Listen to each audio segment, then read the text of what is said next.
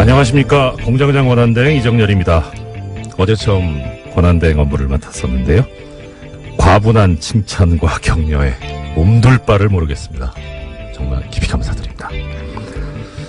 저는 그렇게 잘했다 생각이 안 들었는데 청취자님들께서 얼마나 기대를 안 하셨으면 그렇게 했는데도 칭찬을 해주시고 그런 생각이 드네요. 예,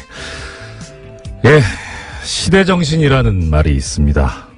어떤 시대에 살고 있는 사람들의 보편적인 정신 자세, 태도 이렇게 정의가 되던데요.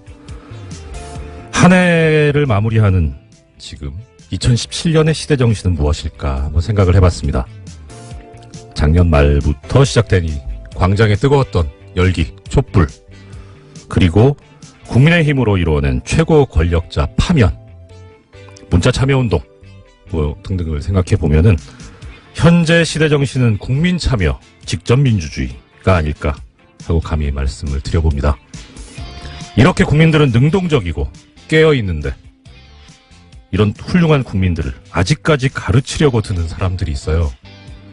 그 사람들은 스스로를 지식인이네, 오피니언 리더네 이렇게 얘기를 하더라고요.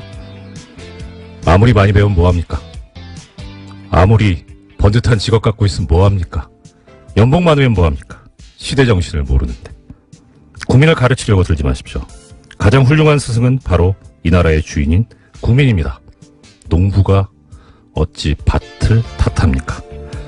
연휴를 마치고 일터로 향하고 계신 우리 위대한 대한민국 국민 여러분, 오늘도 힘내보십시다. 이상 공장장 권한대행 이정열 생각이었습니다. 공장문 열겠습니다.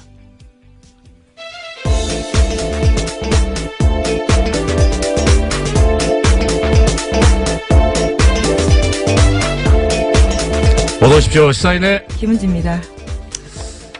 어제 뵙고 오늘 또 뵙는데 항상 반갑네요. 네, 반갑습니다. 예. 자, 오늘 좀 걱정은 돼요. 저 어제가 크리스마스여가지고 과연 뉴스가 있을까 싶은데 그럼에도 불구하고 또 튼실하게 준비를 해오신 김은지 기자님의 오늘 활약을 기대해보겠습니다. 어떤 소식 먼저 전해주시겠습니까? 네, 어제 크리스마스였는데요. 더불어민주당 추미애 대표와 자유한국당 홍준표 대표가 충북 제천 화재 현장을 찾아갔습니다. 두 사람은 사고 원인 및 대책을 놓고 극명한 입장 차이를 보였는데요. 추 대표는 소방 인력 및 장비 등의 확충이 시급하다라고 강조했고요. 반면에 홍 대표는 현장의 잘못된 대응으로 피해를 키웠다면서 세월호 참사 때와 닮은 꼴이다라고 지적했습니다. 예.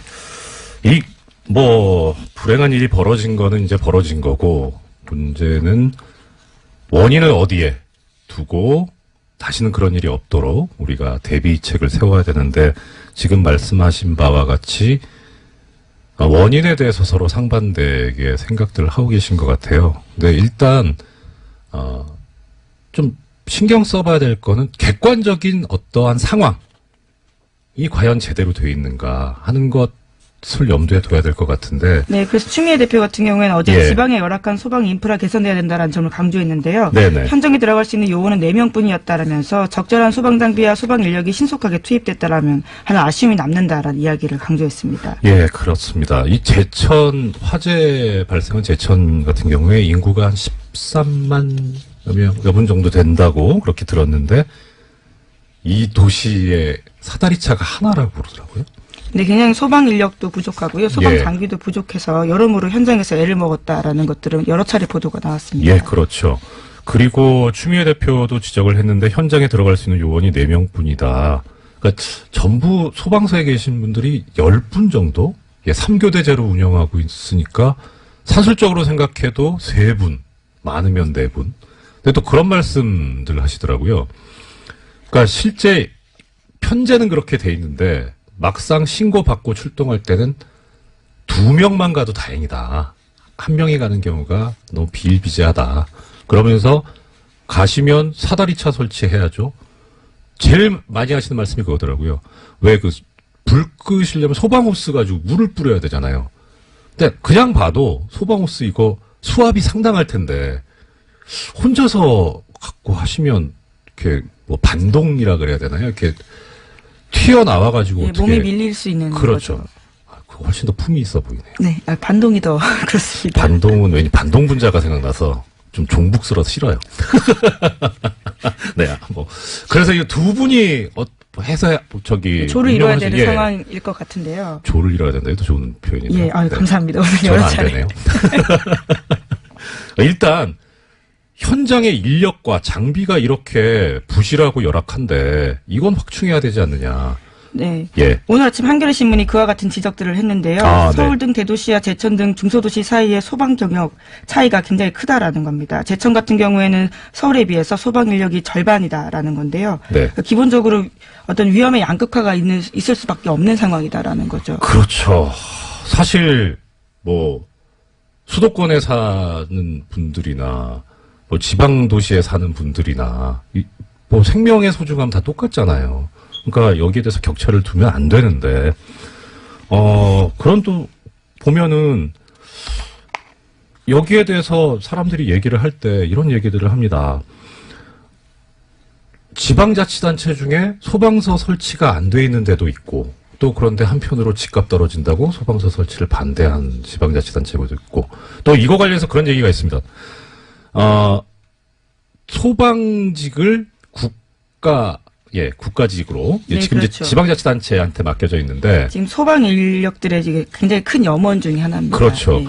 이게 어떻게 보면 그 지방분권화를 권력의 분산을 요구를 하고 있으니까 지방직화하는 게 맞지 않느냐, 그대로 두는 게 맞지 않느냐 하는데 지방직이 되려면 전제로서 지방자치단체의 예산이 풍부하고 그렇게 해서 지원이 잘 될 수 있어야 되는데 사실 우리나라 지방자치단체 중에 이 재정 자립도가 높은 데가 그렇게 많지 않지 않습니까? 그러니까 이런 인명을 다루는 생명과 국민의 안전을 다루는 이런 식은 그야말로 국가직으로 해서 빨리 예산 확충을 시키고 국민의 안전과 생명을 지킬 수 있도록 했으면 하는 그런 마음입니다. 그다음 뭐 제천 화재가 아무래도 큰 뉴스였으니까 관련 뉴스가 또 있는 것 같은데요. 네, 관련해서요. 이 지역의 국회의원인 자유한국당의 권석창 의원이 출입이 통제된 화재 현장에 들어가서 논란이 일었습니다. 화재 현장 방문해서 30분간 둘러보고요. 자신의 휴대전화로 현장을 촬영했다라고 하는데요. 못 들어가게 막자 자신이 국회의원이다라고 주장했다라고도 알려져 있습니다. 여기 왜 들어가셨답니까? 혹시 알려진 바가 있습니까? 자신의 주장은요. 네. 현장을 찾은 것은 의정활동의 일환이다라는 건데요. 현장을 통제해서 처음에는 경찰들과 실랑이가 있었지만 안전장비 갖추고 경찰관 입회하에 현장 들어갔다라고 주장하고 있습니다. 뭐 지역 국회의원이시니까 찾아가시는 것이 꼭 나쁘다고 할 수는 없는데 근데 이 현장이 아직 지금 뭐 조사가 완료된 게 아니라서 증거가 보존이 돼야 될 텐데 이 비전문가가 들어가서 좀 그렇지 않나 싶은데 네, 여기도 게다가 유족들도 출입을 못하고 있는 상황이라고 하는데요. 그래요? 유족 예. 대표 일부만 지난 23일에 합동 감식에 참관했다라고 합니다. 그렇기 때문에 현장에서 굉장히 여러 말이 나왔다라고 하는데요. 이게 그냥 뭐 이거 느낌인데 이 경찰분들께서 출입을 제지하셨으면 예전에 그 누구시죠? 김문수 경기도지사님. 네, 이제 119에 전화해서 굉장히 유명한 말을 했습니다. 나 김문수인데. 맞다, 순대. 예. 그 순대가 아니고. 그렇죠. 네. 지사님이라고 안 하셨나요? 처음에 경기도지사라고 했는데 그렇죠. 이제 그것을 알아듣지 못하니까 아마 자신의 이름을 밝혔던 것 같기도 하고요. 여기서도 그러면 나 국회의원인데라는 말이 나왔을 법한데 어떻습니까? 현장 제지하니까요. 충북 경찰서장에게 전화했다라는 보도를 제가 일부 봤는데 정확하게는 서장님한테 전화를 하시고 이런 것을 우리는 갑질이라고 하지요.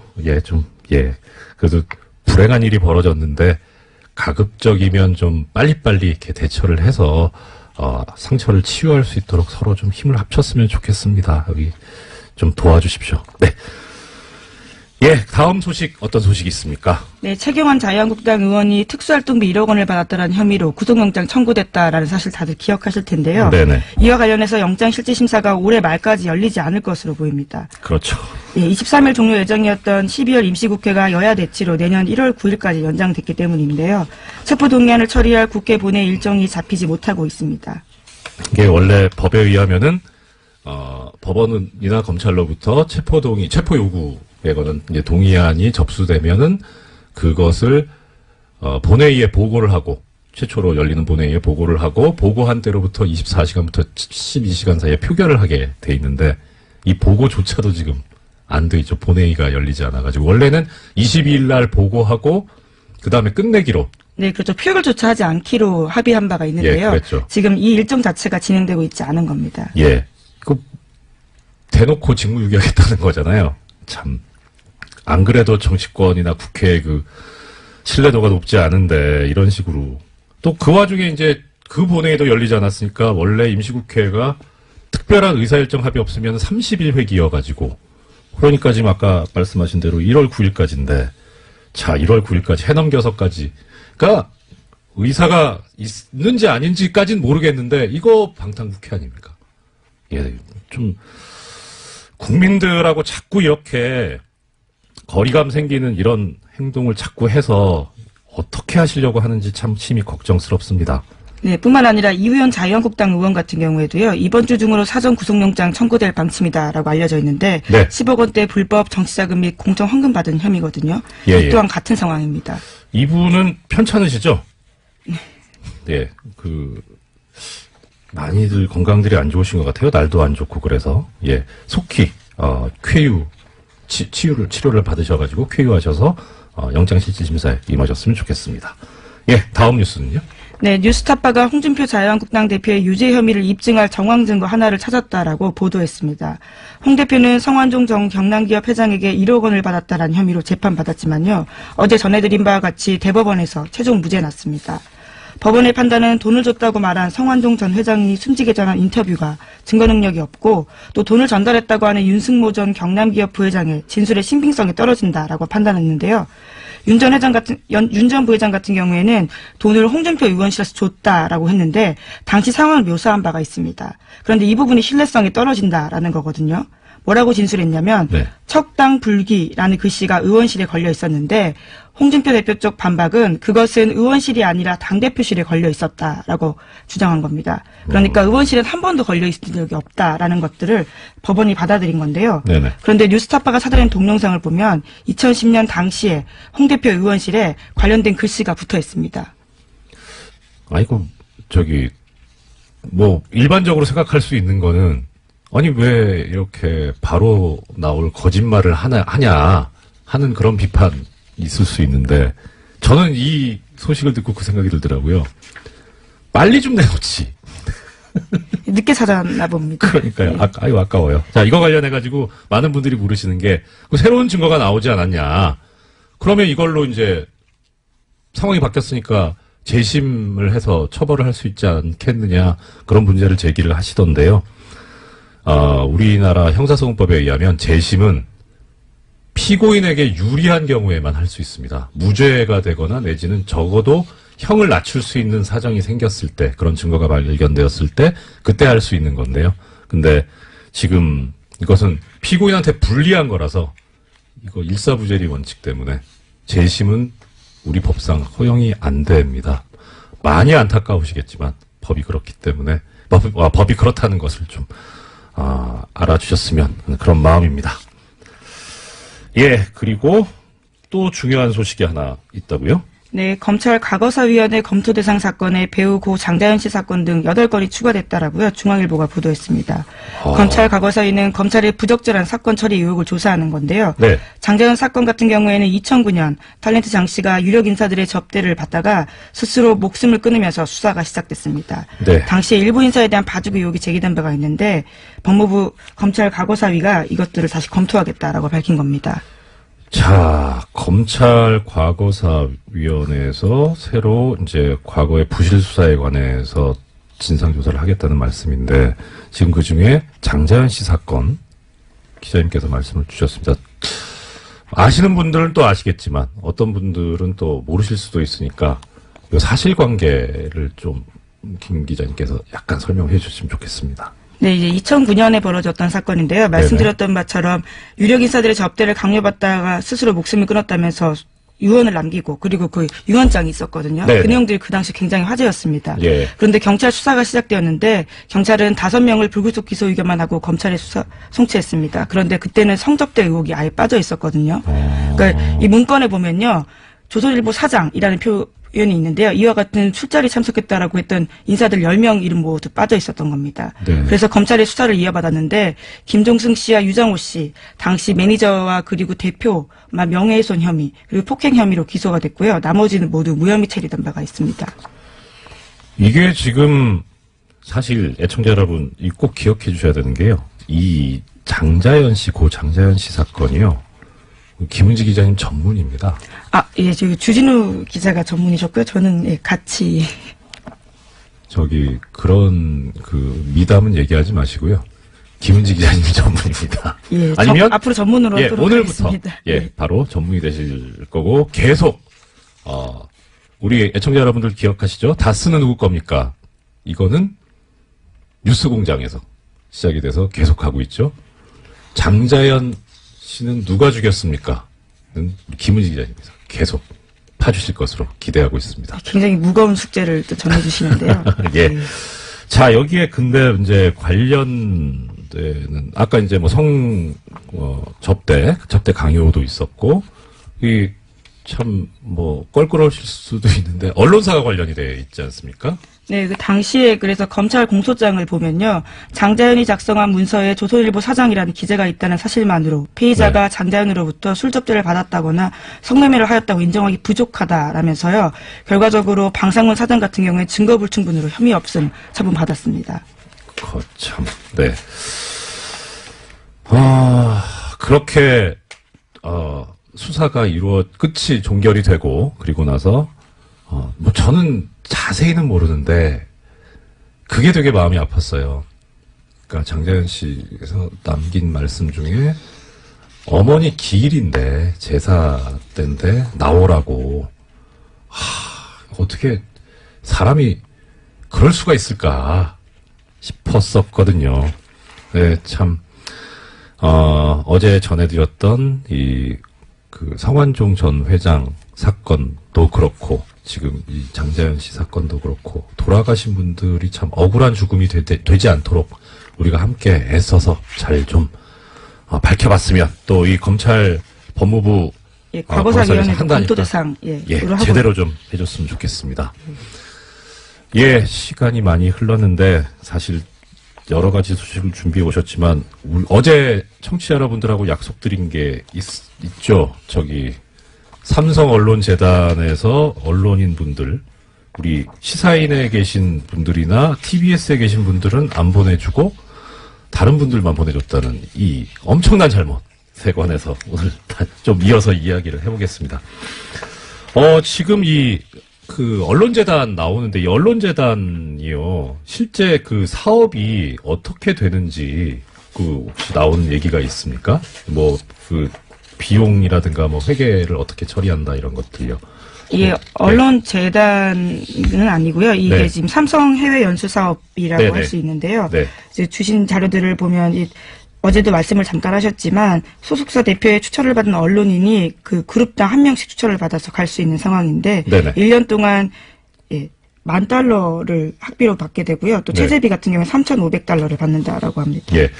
여기 보면 월요? 네, 그렇죠. 여기 보면 삼성언론재단의 경우 목적 사업비의 80%, 그다음 상남언론재단 여기는 LG 계열인데요. 이 85%를 언론인 해외 연수와 어학교육 지원에 사용해 오고 있다고 합니다. 그러니까 이 재단 자체가 아예 그 목적인 거죠.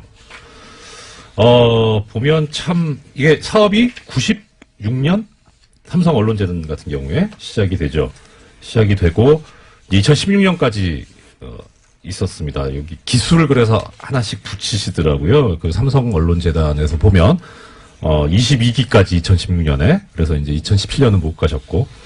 근데 오늘 드리고 싶은 말씀은 이겁니다. 이 중에 2000년도에 6기로 다녀오신 당시 모 신문이라고 할 거 있나? 경향신문의 문화부 차장님 당시 다녀오신 분이 계세요. 이분이 그러니까 결국 삼성언론재단 삼성 돈으로 다녀오신 거죠. 여기에 대해서 그리고 나서 2009년에 본인이 근무하시는 신문에 칼럼을 쓰신 게 있습니다. 제목은 굿바이 노무현. 이 글에 보면 이런 얘기가 나옵니다.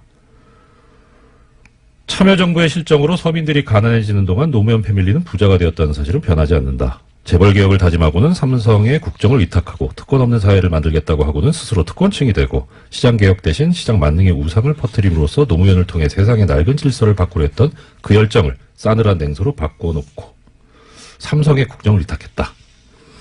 뭐 사실인지 아닌지 모르겠는데 삼성 돈으로 유학 다녀오신 분이 하기는 좀 썩 적절한 말씀은 아니지 않나 싶은 생각이 얼핏 들었고요.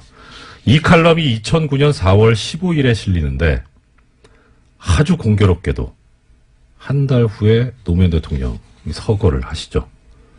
뭐 이게 꼭 원인이 되겠습니까마는 참 아픈 칼럼이었고 이래도 되는가 하는 그런 생각이 들게 하는 내용이었습니다. 이것에 관해서는 또 여러 가지 준비를 하고 있는데요. 아마 중간에 제가 공장장 권한대행에서 잘리면 못할 거고 내일 잘릴 수도 있다라는 마음으로 빨리빨리 정리를 해서 조사를 해가지고 보내드리도록 하겠습니다. 한 30초 남았네요. 오늘 내가 이 소식은 꼭 전해드리려고 했는데 못했다 하는 거 말씀 주시죠. 네, 제목만 그런 말씀드리면요. 네. 국민의당 전당원 투표가 지금 현재 세대결 양상이라고 합니다. 예. 그래서 반대하는 의원들이 지금 오늘자로요. 남부지법에 그 심리를 넣어 가처분 신청서를 제출했는데요. 그와 네네. 관련된 결정도 아마 빨리 날 것으로 보입니다. 투표를 막아달라는 거니까 투표하기 전에 결정을 법원이 해줘야 되겠죠. 법원의 신속한 결정을 바라마지 않습니다. 지금까지 시사인의 김은지였습니다. 감사합니다. 네, 고맙습니다. 영화 1987이 개봉을 앞두고 있습니다. 저 감독님한테 전해드린 말씀인데요. 뉴스공장이 워낙 그 인기가 많다 보니까 책, 영화, 이 홍보를 부탁한다는 청탁이 엄청나게 많이 들어온답니다. 김영란법에 위반되지 않는 범위 내에서 해드리려고 하는 것 같은데, 근데 어떻든 뉴스공장에서 소개가 되면 크게 흥한다. 근데 사실 1987 영화에 관해서 전혀 껌한 통 받은 적도 없다고 하시는데 왜 그럼 오늘 1987 이 얘기를 꺼내느냐. 1987이란 영화가 1987년 6월 민주항쟁을 배경으로 하고 있죠. 거기에 대해서 또 관심이 커져가고 있는데 이 영화를 보시고 깊은 감명을 받으셨을 뿐만 아니라 이 시기에 관한 살아있는 역사이신 분을 한 분 모셨습니다. 1987년 당시에 민주정치 국민운동본부 상임집행위원이셨죠. 유시춘 작가님 스튜디오로 직접 나오셨습니다. 어서 오십시오. 네, 안녕하세요. 이거 선생님 여기서 뵈니까 더 반갑네요. 아시는 분들은 아시겠지만 유시춘 작가님 본인도 되게 참 유명하고 훌륭하신 분인데 워낙 또 큰 분이 계셔가지고 가려져서 많이 들으시죠. 이거 질문이 식상할 수 있는데 유시민 전 보건복지부 장관 작가이신 그 관련해서 어떠냐라는 그러니까 사실 유시춘 선생님 되게 훌륭하신 분인데 이렇게 그늘에 가리지 않나 싶어서 속상하실 때도 있을 것 같은데 아니요, 어떠세요? 없습니다. 선생님 표정이 진짜 없으신 것 같아요. 이게 지금 이제 선거 지나서 얘기지만 그 대선 때 이제 할배 유세단 네. 하셨었잖아요. 그러면서 나왔던 얘기가 그 당시 이제 이런 농담들이 있었습니다. 어대문 어차피 대통령은 문재인. 네. 아나문, 아빠가 나와도 문재인. 그때 유시춘 선생님 두고는 이런 말이 있었어요. 유나문이라고. 뭔지 아시죠? 유시민 나와도 문제인. 그러니까 참, 이제 지나서 하는 얘기입니다만. 자, 일단 유시민 전 장관에 대해서 별 감정 없다고 하시니까, 서운한 거 없다고 하시니까, 당연히 그러신 것 같고요. 오늘 이제 모셔서 듣고 싶은 말씀 시작해 보겠습니다. 민주정치 국민운동본부, 줄여서 국본 상임집행위원으로 활동하셔서, 이 당시 이제 정말 살아계신 역사인데 일단 영화 1987 어떤 의미가 있고 어떻게 보셨는지 좀. 네, 영화가 예술로서의 본성을 가지고 있고요. 네.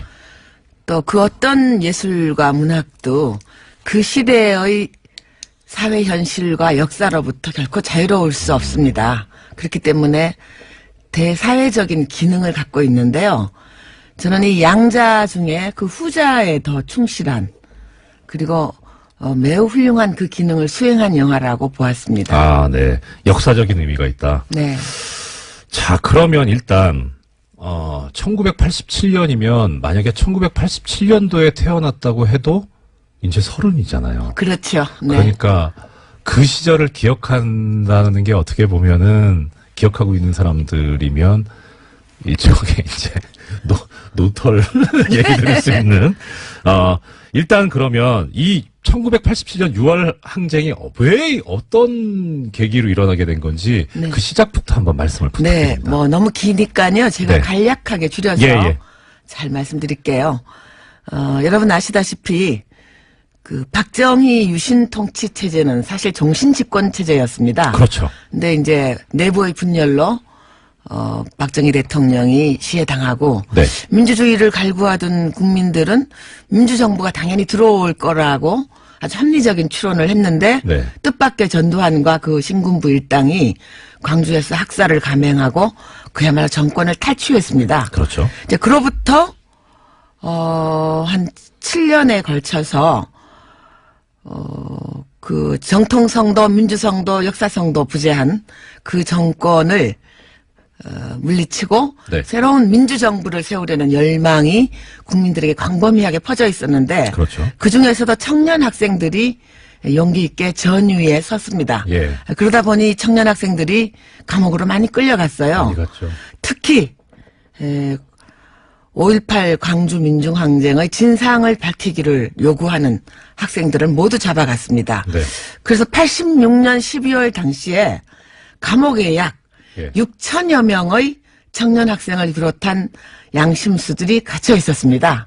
6천 명이면 한 학교 그렇죠. 예. 숫자, 이제 예. 그러다 보니 수많은 학생들을 영장도 없이 체포 구금하고 고문하는 일이 네. 너무나 빈번했는데 네네. 언론의 재갈을 물려놓았기 때문에 아무도 그것을 보도하지 못했습니다. 예. 그래서 드디어 1987년 새해가 밝았을 때 네네. 1월 14일 날 박정철 군이 피의자도 아닌 참고인으로 불려갔다가 물론 영장도 없었습니다. 네. 가족에게 알리지도 않고요. 네. 비밀리에 잡아갔다가 지금 그 남영동 전철역 근처에 있는 예. 남영동 대공분실에서 참고인으로 조사를 받다가 물고문에 의해서 참혹하게 살해당합니다. 그런데 예. 이 박정철 사건은 결코 우연히 일어난 사건이 아닙니다. 네네. 그 이전에 이미 많은 박정철이 있었습니다. 예. 일일이 열건 못하겠지만 예. 1986년에 나온 변협, 대한변협에서 발간한 인권보고서에 보면 군대 끌려가서 의문의 죽음을 당한 학생들, 네. 또 수사기관에 불려갔다가 뭐 아주 동떨어진 황간의 철로변의 시체로 발견된다든가 네. 이렇게 원인을 밝힐 수 없는 다만 수사기관에 의한 의문의 죽음이라고 추정되는 여러 죽음들이 있었습니다. 맞습니다. 예, 그것이 누적되어서 일어났고요. 그리고 86년 11월 말에 애국학생 청년연합이라고 해서 애학투가 네네. 1,400명이 민주정부 수립을 요구하면서 건국대를 점거한 사건이 있었는데요. 참 이제 기억도 새롭습니다. 네, 근데 건대 그때 사태. 네, 건대 사태인데요. 네. 그때 모든 이 간제 언론, 예. 정부의 검열을 받는 언론들은 그것을 시키는 대로 전두환이 시키는 대로 무슨 공산주의 투쟁, 네. 또 일본의 적군파를 모방한 좌익 게릴라 네. 투쟁이다. 네. 이렇게 다 빨간칠을 하고 뒤집어 씌울 때인데 그 사법사상 유례가 없이 1,200여 명이 구속이 되었고요. 예. 그래서 감옥이 터져나갈 지경에 이르렀고 드디어 박종철 사건을 고문하고 난 다음에 시체를 깜짝같이 내다버리지도 못하고 네. 화장하지도 못하고 네. 들켜버린 겁니다. 그렇죠. 네. 예. 그래서 들켜버려서 예. 이 사건이 굉장히 국민들의 공분을 일으켰고요. 여러분 예. 잘 아시다시피 그 영화에 자세히 나옵니다만 네. 참 그 얼토당토 않고 어떻게 보면 초등학생 수준도 못 되는 그런 대응을 경찰이 내놓습니다. 책상을 유명한 말 탁 있었죠. 치니까 예. 억 하고 죽었다. 예. 당시에 강민창 치안본부장으로 네, 그렇습니다. 기억하는데. 박처원 본부장도 있고요. 예. 이분들이 그 2, 3일 동안 그렇게 머리를 맞대고 수기한 결과가 겨우 그렇게 유치짬뽕인 탁 치니까 억하고 네. 죽었다는 유명한 말을 어록을 남겼습니다. 네네. 그래서 저는 이 박종철 사건을 보면서 역사는 간혹 우연을 통해 필연을 관철한다는 말이 있습니다. 우연을 통해 필연을 관철한다. 이 우연한 사건처럼 보이지만 결코 우연한 사건이 아닌 박종철 군 고문치사 사건이 일어남으로써 네. 그리고 드디어 그 고문까지 조작, 은폐한 이 정황이 드러나면서 국민들의 공분이 하늘을 찔렀고요. 그리고 모든 국민들이 그 누구도 검사의 청구에 의해서 법원이 발부한 영장에 의해서는 체포구금되지 않는 네. 헌법의 정신을 실천할 것을 네. 요구를 했고 예. 체육관에서 저희들끼리 쑥덕쑥덕 대통령을 뽑는 것이 아니라 공화국의 주인인 국민의 참정권을 되돌려달라고 요구하기에 이르는 것입니다. 그렇죠. 예, 약간 부연 설명을 해드리자면 당시에 고문에 가담했던 사람이 전부 5명인가 그랬었죠. 그런데 2사람이 한 것으로 축소하고 2사람이 다 뒤집어쓰고 네. 들어갔다가 네. 구치소 안에서 사실은 3명이 더 있었다라는 얘기가 밖으로 흘러나오고 그것을 천주교 정의구현 네, 그 사태가- 얘기 제가 좀 말씀드릴게요. 예. 참 이 역사가요, 뒤돌아서 생각하면, 저는 무신론자인데, 이럴 네. 때면 하늘이 계시지 않나 하는 생각이 드는데요. 네. 그래서 이제 그 5명 중에 A, B, C, D, E, F 중에 EF가 이제 뒤집어 썼단 말이죠. 네. 자기들은 나중에 이렇게, 이게 팔 잡아주는 정도의 조력자였어요. 근데 네. 생각하니까 이거, 고문치사라는 엄청난 범죄를 네. 둘이 다 뒤집어 쓰고 갈 생각을 하니까 아득하니까 울면서 예. 토로한 거예요. 네. 그거를 감옥에 계시던 양심수 한 분이 예. 적어서 이부영? 이부영 선생님이 들으셨고 네. 그걸 또 그 당시에 그 있던 교도관이 예, 같은 거 전달을 했습니다. 그런데 네. 과연 이 엄청난 사실을 누구에게 전달할 건가 예. 하고 한참을 고민을 했는데 첫째는 그때 개원청원 예. 국민운동을 벌이고 있던 야당에게 전할 건가? 네. 그다음 아니면은 뭐 학생들에게 전할 건가? 예. 그게 누구에게 전해야 이것이 가장 국민들에게 믿음을 주고 네. 의분을 불러일으킬까 하는 것을 고민한 끝에 예. 정의구현 사재단이라는 그 신부님 네, 신부님들한테. 조직에 전하게 됩니다. 그때 뉴스 공장이 있었어야 되는데. 그때 뉴스공장이 있었으면은 아깝습니다. 박종철 사건이 일어나지도 않았죠. 하긴 그렇겠네요. 네. 네. 이 짧은 생각. 네. 자.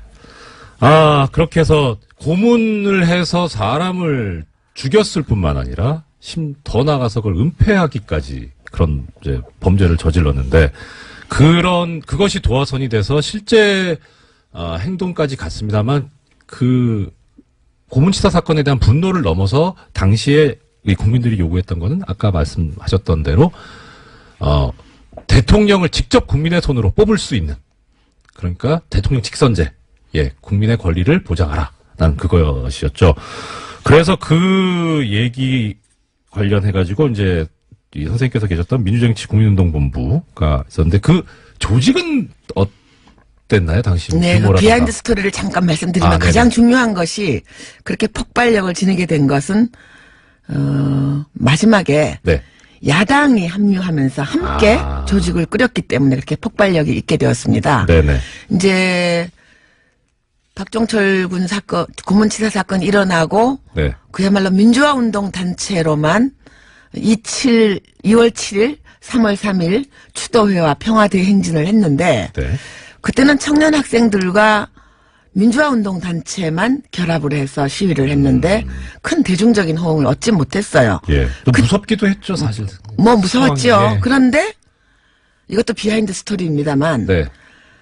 3.3 추도 집회가 평화대회 행진이 아주 형편없이 그 학생들과 제야단체만으로 네.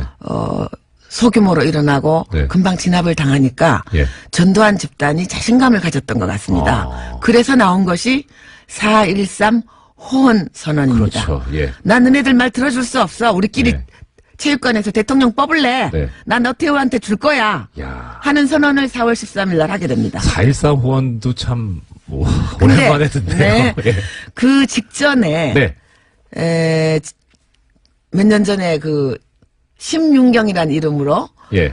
주한미 대사를 했던 스티븐슨이라는 여성분 계십니다. 한국말도 잘하시는. 네네. 그때는 미국 대사관 참사관이었어요. 예. 그분이 우리를 찾아왔어요. 와서 좀 우호적이었어요. 저희 예, 민주화운동 예. 세력에게. 네. 와서 조심하라고. 어휴. 지금 전두환은 눈에 보이는 게 없다. 어휴. 그리고 내일 모레쯤 아마 호언으로 그러니까 자기들끼리 체육관에서 다시 권력을 승계하겠다는 선언을 할 거다. 예. 그리고 탄압이 더 극심해질 테니 몸 관수를 잘 하라. 왜냐? 그 이유는 27 추도 집회와 33 평화대행진이 당신들만의 집회로 끝나지 않았느냐. 전두환이 자신감을 가진 것 같다. 조심하라고 우리에게 살짝 일러주고 갔어요. 어떠셨어요? 그때 기분이? 뭐 그러거나 말거나 하는 우리는 우리 길을 간다. 어유 대단하십니다. 저 듣고 있는 그냥 앉아서 이 말씀만 듣고 있는 저도 등골이 오싹해지는데. 그래서 이제 4.13 호언 선언이 사실상 국본 결성의 예. 불을 지핀 겁니다. 도저히 이제는 안 되겠구나. 네. 자기들끼리 체육관에서 모여서 쑥쑥 하면서 나 두한이는 나 친구 노태우한테 물려줄 거야. 너네들 네. 눈 감고 입 닫고 가만히 있어 이 자식들아 주는 거나 먹고 이런 선언이었단 말이죠. 그러니까 네. 4.13 호언이 나고 그 이틀 뒤에 그 국본을 결성하는 초동 모임을 저기서 하게 됩니다. 예. 그러면요. 그 초동 모임. 국본 결성하시고, 그게, 아까 33 대행진까지 말씀하셨고, 4.13 호언까지 나왔으니까 대략 5월? 아닙니다. 4.13 호언 나고, 예. 이건 정말 참을 수가 없다. 네. 이렇게 돼서 4월 16일 날인가요? 4월 바로. 우이동 개나리 산장이라는 허름한 집에서 네. 한 10명쯤 모여서 예. 초동을 꾸렸고요. 그때는 그렇게 정당이 합류할 거라까지는 생각을 안 했는데, 네. 이제 종교단체, 제야단체, 학생운동단체가 모두 하나로 모여야 되겠다는 첫 모임을 한 게 아마 그 다음 날이었던 것 같습니다. 그럼 4월 15일, 6일.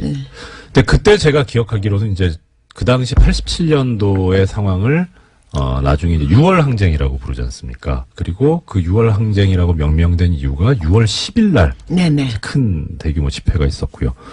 6월 10일 이 연저리쯤에 이제 이 국본이나 선생님께서 네. 그래서 이제 긴 논의를 거친 다음에 네. 마지막에 갑론을박을 했던 것이 야당을 참여시킬 거다. 네. 그랬는데 네. 결과적으로 생각하면 야당을 참여시킨 건 너무나 잘한 일이었습니다. 그러니까 지역적으로는 뭐 제주에서 서울까지, 네. 연령적으로도 10대에서 70대 네. 어르신까지 영원한 구별이 없었고요. 네, 네, 그다음에 뭐 분야별로도 농민, 여성, 빈민, 학생, 인권, 법조, 문화예술 이 모든 장르에서 민주화 운동을 하고 있던 모든 단체들이 총망라되었고요. 그래서 6월 10일 날 아침에 저희가 왜 그게 성공할 수 있었느냐면 네. 한승환 변호사 같은 분이 이렇게 굉장히 지적인 유머에 거의 뭐 신화의 단계에 그렇죠. 계신 분인데 예. 나중에 회고하시기를 6월 항쟁이 성공한 것은 성공회에서 개최했기 때문에 성공했다. 뭐 이런 말씀도 하시고 그랬는데요. 지금으로 치면 게 아재 개그인데요. 아직 그렇죠. 그때는 굉장히 신선했습니다. 예. 그래서 이제 성공회. 6월 예. 10일 아침에 대해서 그 국본이 출범하던 5월 27일 아침 저 어제처럼 생생한데요. 네. 이게 거기에 참석한 200여 분의 발기인들이 네. 저처럼 다 담당 형사가 따라붙는 요주의 인물들이에요. 지금 식으로 표현하는데 사찰. 블랙리스트에 올라 있는 분들이죠. 얼마나 까마면 3번을 치십니까?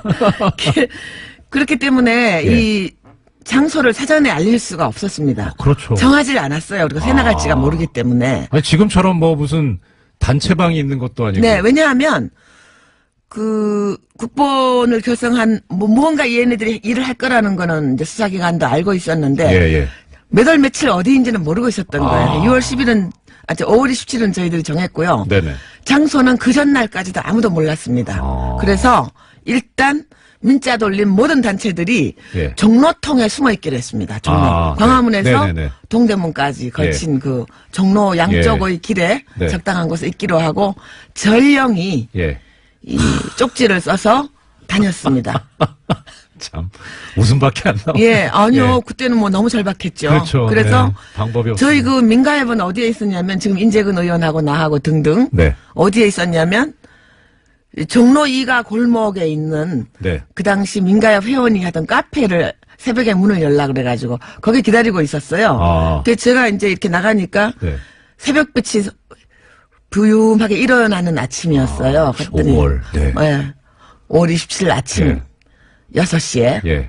그 멀리서 누가 오더라고요. 예. 그 기춘이에요. 명동 청년연합 간사로 있었던 전에 청와대에서도 일하고 있었던. 기춘. 네네. 그거 기춘. 김기춘? 아니야, 그냥 기춘. 오더니 설마. 이렇게 지나가면서 제 이 아, 예. 쪽지를 예. 저 작은 메모지 한 장을 제 손에다 이렇게 쥐어주고 나가더라고. 봤더니 향린교회 이렇게 돼 있는 거예요. 아. 근데 그때 저희가 이제 어디서 하느냐를 두고 네. 뭐 민주화 운동의 메카였던 종로 5가 기독교회관 예, 알쓸 신자매가 KCC, 얼마 전에 예, 나왔죠. 예. 예.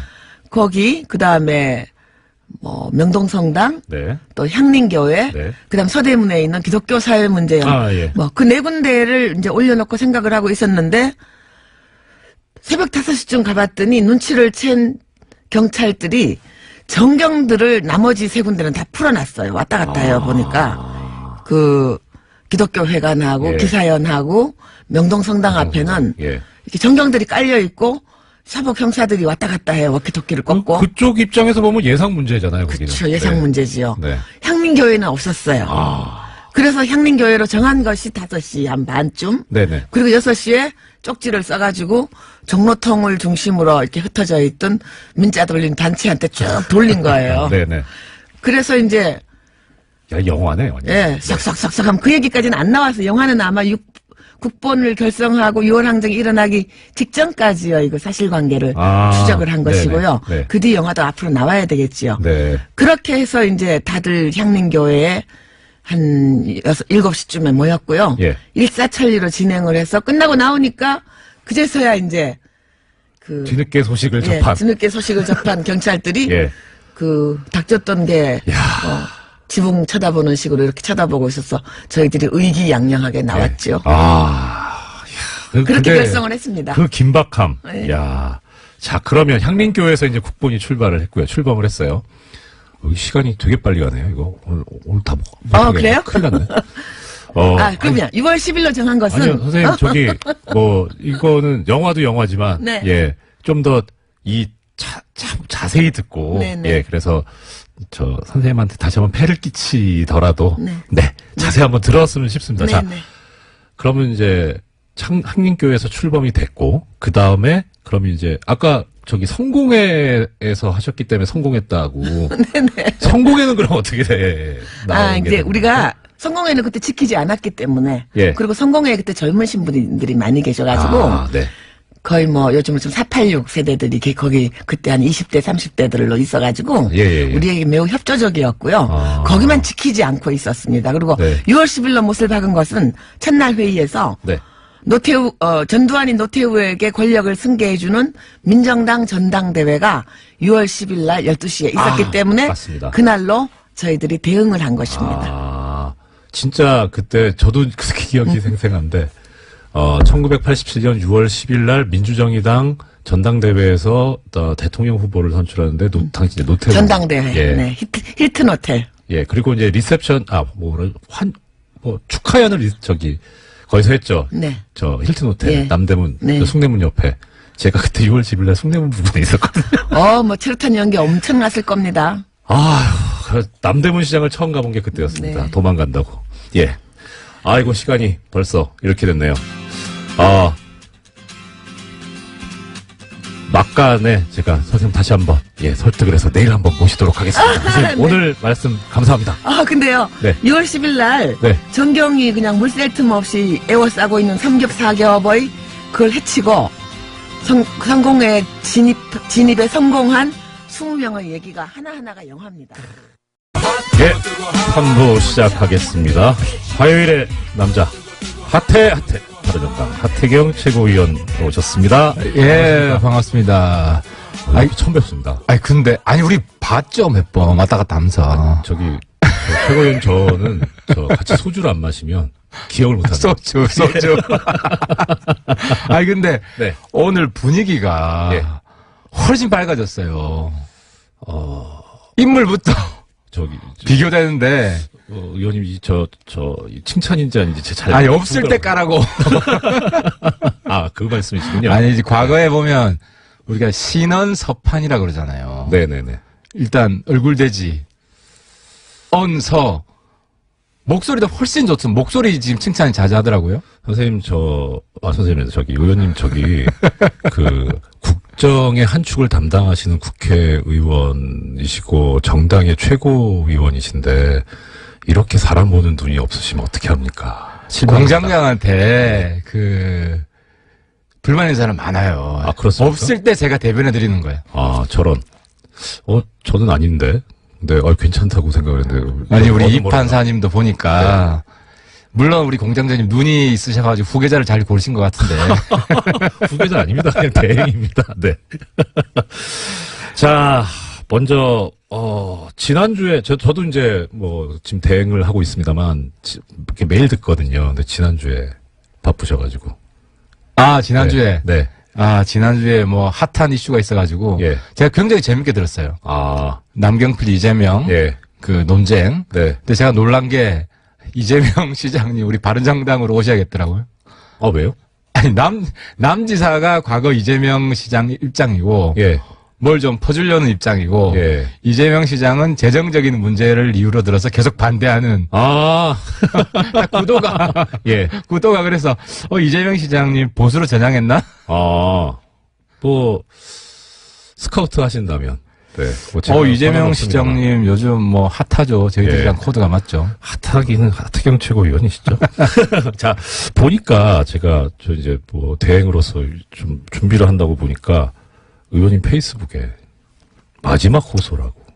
아, 맞습니다. 예. 그 호소를 오늘 인재 등용문 뉴스공장에서 한번. 요즘. 네. 고백합니다. 대놓고 구걸 정치하고 있습니다. 아.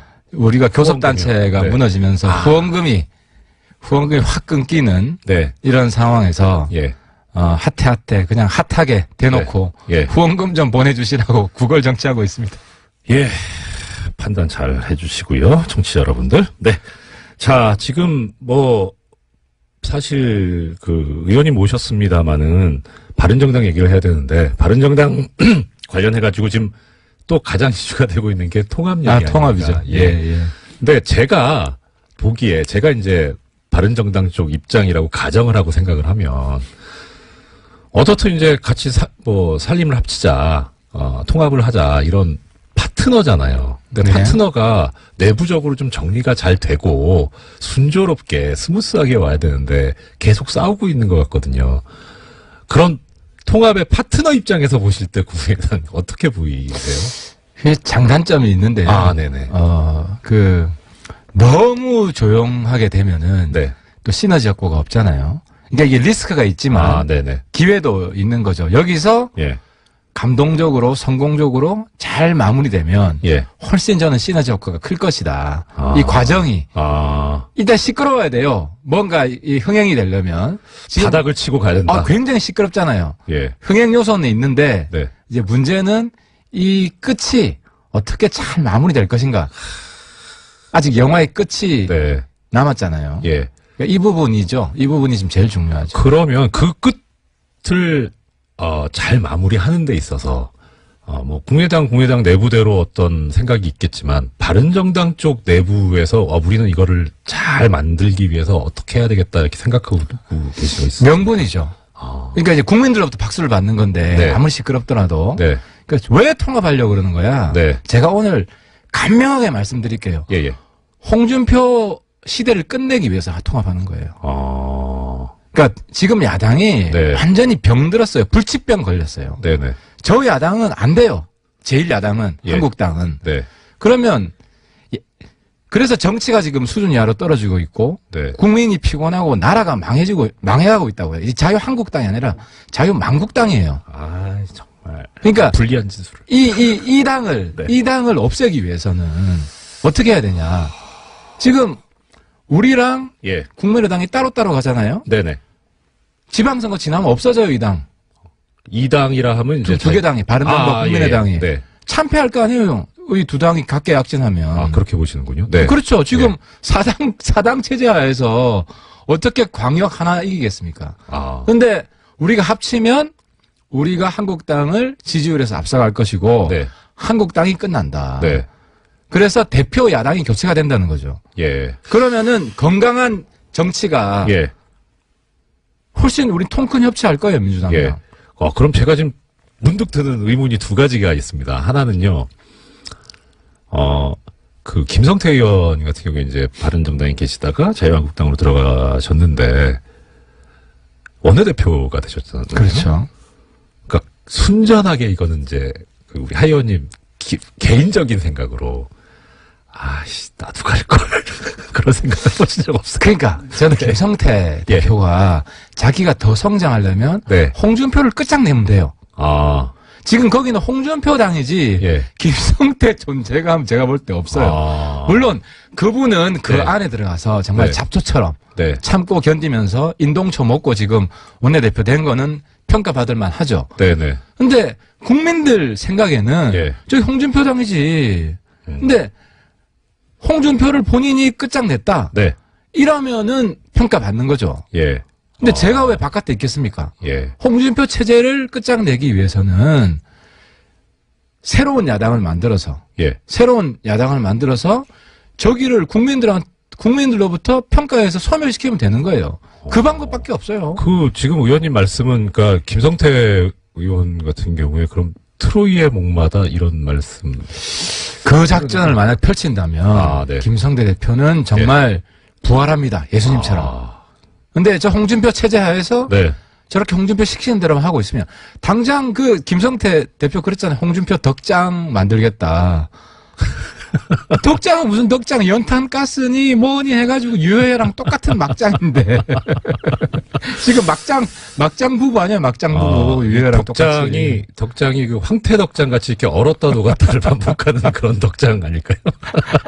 그러니까 김성대 대표 전혀 예. 말빨이 안 선다. 당을 좀 바꿔보려고. 물론 홍준표를 덕장 만드는 것만으로도 김성대 뜰 수 있어요. 네. 근데 그게 가능하겠습니까? 지금 당장 무죄 나오니까 다시 덕장인지 독장인지. 둘 다 쉽지 않을 것 같은데요. 덕장을 만드는 것도 쉽지 않고 그렇다고 소멸시키는 것도 쉽지 않고. 그렇죠. 지금 아무리 한국당 예. 바꾸려고 그래도 홍준표 그대로 쓰면 국민들 머릿속에 똑같아요. 네. 자, 그럼 또 하나 이제 의문이 뭐냐면, 이제 조금 전에 국민들한테서 지지를 받아야 된다는 말씀을 하셨고, 그 방법은 명분이다라고 하셨는데, 솔직하게 드는 생각은 뭐냐면, 명분은 좋기는 한데, 우리 국민들 입장에서는 피부에 와닿는, 여기는 통합해야 돼. 그래야지 내 삶이 좋아져. 내가 나한테 이득이 돼 하는 그런 게 사실 잘 안 느껴지거든요. 그건 이렇게 보면 됩니다. 네. 우리가 한국당을 대체하는 제1야당이 된다고 쳐봐요. 네. 한국당 그냥 발목만 잡잖아요. 무조건 반대만 하잖아요. 국회 네. 안 돌아가잖아요. 네. 당장 지금 국회 안 돌아가잖아요. 네. 개헌도 안 되잖아요. 예. 우리가 제1야당이 되면 통큰 협치합니다. 무조건 발목 안 잡아요. 예. 협력할 건 협력해요. 개헌해요. 네. 근데 의원님 그 관련해서 이런 얘기들이 있더라고요. 그러니까 피부 와닿는 거 한마디만. 네네. TV 보면 짜증 덜 날 거예요. 왜요? 홍준표 얼굴 덜 보니까. 홍준표 대표에서 물러나니까. 그러니까 TV를 사려나? 우리가 한국당을 이기면은 예. 지방선거 끝나고 홍준표 대표 TV에서 얼굴 안 봐도 돼요. 대표에서 물러날 거 아니에요. 그러길 바랍니다라고 말씀드릴 수도 없고. 아니 홍준표 얼굴 안 보는 것만으로도 네. 국민들 스트레스 훨씬 덜 받을 거예요. 자, 근데 이런 말씀도 있습니다. 그러니까 지금 이제 제1야당이 되면 통큰 협치를 할 거다. 근데 새누리당에서 바른정당이 탄생해서 나왔는데 지금 자유한국당과 바른정당으로 이제 뭐 표면적으로는 둘로 갈라져 있잖아요. 도대체 그럼 바른정당이 자유한국당하고 다른 게 뭐가 있냐 지금까지. 그러니까 자유한국당이랑 똑같은 사람 다 넘어갔잖아요. 그러니까 이제 국민 여러분들이 착각하는 게 네. 그동안엔 자유한국당 바른정당 별 차이 없더라. 네. 그 자유한국당이랑 똑같은 이야기하는 사람도 있었어요. 예. 그 사람들이 다 갔어요. 그래서 의원님은 안 가신 거고. 그렇죠. 저는 네. 계속 다른 이야기. 예. 하태경은 기억 남는 게 뭐예요? 홍가기밖에 없죠. 근데 내가 대표가 아니니까 이게 묻힌 거지. 그러면 의원님 이 얘기 또 나옵니다. 뭐 오늘 지금 제목 중에 하나인데 남경필, 원희룡 두 분 지사님이 지금 탈당 얘기가 솔솔 나온다고 해요. 그럼 그분들은 지금 방금 전에 이제 의원님 말씀하신 것처럼 자유당이냐, 자유한국당이냐. 그건 또 어떻게 해요? 일단 원지사는 네. 제가 확인해 보니까 한국당 절대 안 갑니다. 아, 제가 원지사 한국당 가면 오보다. 제가 그전 이정현 대표 손에 장지진다 해서 큰일 난 적이 있는데 네. 제 손에 장지집니다. 하지 마세요. 공약하지 마세요. 안 그래도 지금 국민들 사이에서 정치인분들께서 선거 때만 얘기해놓고 공약 안 지킨다는데 근데 그거 어떻게 하시나요? 원지사는 한국당 안 갑니다. 아, 그렇습니다. 예, 원지사는 저 직접 만나서 얘기도 했고 네네. 원지사는 절대 안 가고요. 예, 남지사는 사실 고민이 그거 아니겠어요? 근데 당선 가능성이 어디가 더 높냐? 예. 그러면은 우리 통합한 정당이 네, 그러니까 남지사한테 우리 당도 뭔가 해드려야 된다는 건 맞아요. 네. 그죠? 그럼 해드릴 수 있는 게 뭐가 있겠어요? 통합한 정당이 한국당보다 지지율 더블 스코어다. 그럼 가겠습니까? 그렇죠. 그렇죠. 예. 근데 지금 보면 근데 그렇게 보니까 좀 남지사님이 이 당선 가능성이라는 이익을 쫓고 계시는 약간 좀 치사한 느낌이 드는데. 남지사님도 잘 그건 아닌 거죠? 판단하셔야 됩니다. 네. 본인의 이미지랑. 아, 네. 근데 제가 생각할 때 우리가 통합했는데도 불구하고 남지사님이 한국당 가면 2등 안에도 못 될 가능성이 높아요. 예. 1등은커녕 2등 안에도 못 든다. 예. 그리고 명분이나 실리나 저는 통합정당과 같이 가는 게 남지사한테 훨씬 이롭다. 네. 근데 너무 점잖다. 우리 그러면, 점잖지 않게, 그럼 한 말씀 더 네, 올리겠습니다. 공격적으로 했어요. 공격적으로. 내가 지금 적응이 안 되고 있어요. 저기, 지금 부산에, 이제 해운대 갑 지역구시죠. 제 지역구. 예. 거기서는, 다음번에 당선되겠냐, 바른정당 간판 가지고, 자유한국당을 가셔야 당선되지 않겠냐, 차라리 자유한국당 가시라, 이런 얘기도 제가 들어봤거든요. 그건 어떠세요? 여론을 솔직히 말씀드리면, 네. 이 통합당, 예. 가지 말고 자유한국당 가라는 여론이 사실 좀 더 강했어요. 예. 제가 지역 가서 들어보면. 예. 최근에 바뀌고 있습니다. 박지원 의원님이 도와주셔가지고. 어떤 말씀이죠? 이게 역설인데, 박지원 의원님이 예. 처음에 뭐라 그랬냐면, 죄송합니다만, 박지원 의원을 부산에서는 어르신들은 아직도 빨갱이라고 생각 많이 해요. 예. 왜 빨갱이 박지원 밑에 가서 일하려고 그래? 이러다가, 네. 박지원 의원이 통합당을 яр하게 부시니까, 예. 까니까, 예. 박지원이 반대하는 정당이구만. 거기 빨갱이 정도는 아니네. 네. 그러면, 기왕 박지원 대표, 말씀 나왔으니까, 박지원 대표, 그렇게 얘기하셨어요. 3등하고 4등하고 합쳐봐야 꼴등밖에 더 하냐. 뭐하러 통합하냐. 그건 어떠세요? 그거는, 이거, 박지원 의원님 솔직히 존경하고, 네. 저는 같이 우리랑 해서 한국당을 없애는데, 네. 그분의 꾀주머니를 써야 된다고 생각합니다. 네네. 그래서 그분이 역할이 있다고 생각하는데, 예. 지금 굉장히 판단을 잘못하고 있는 것이, 한국당이 확장성이 없다는 걸 몰라요. 네. 저기는 기본은 한 10%는 있는데, 네네. 확장성이 없어요. 예. 그러니까 중원이 비어 있는 거예요. 그러니까 여기를 우리가 가질 수가 있는 것인데, 예. 당장 여론조사 해보면 2등 나와요. 이건 명백한 숫자로 나오는 거고, 예. 그러니까 3등, 4등 합쳐가지고, 그러니까 3등, 4등 그대로 있으면 둘 다 망하죠. 네네. 지금 호남도 그렇고 영남도 그렇고 국민의당이나 바른정당이나 이 지지율로 가면은 이길 수 있는데 한 군데도 없잖아요. 그렇죠. 예. 근데 이게 합치면은 예. 이길 수 있는 가능성이 열린다. 새로운 세계가 열리고 새로운 하늘이 열린다는 게 명분도 있고, 예. 홍준표 끝장내겠다는데 국민들 얼마나 좋아하겠습니까?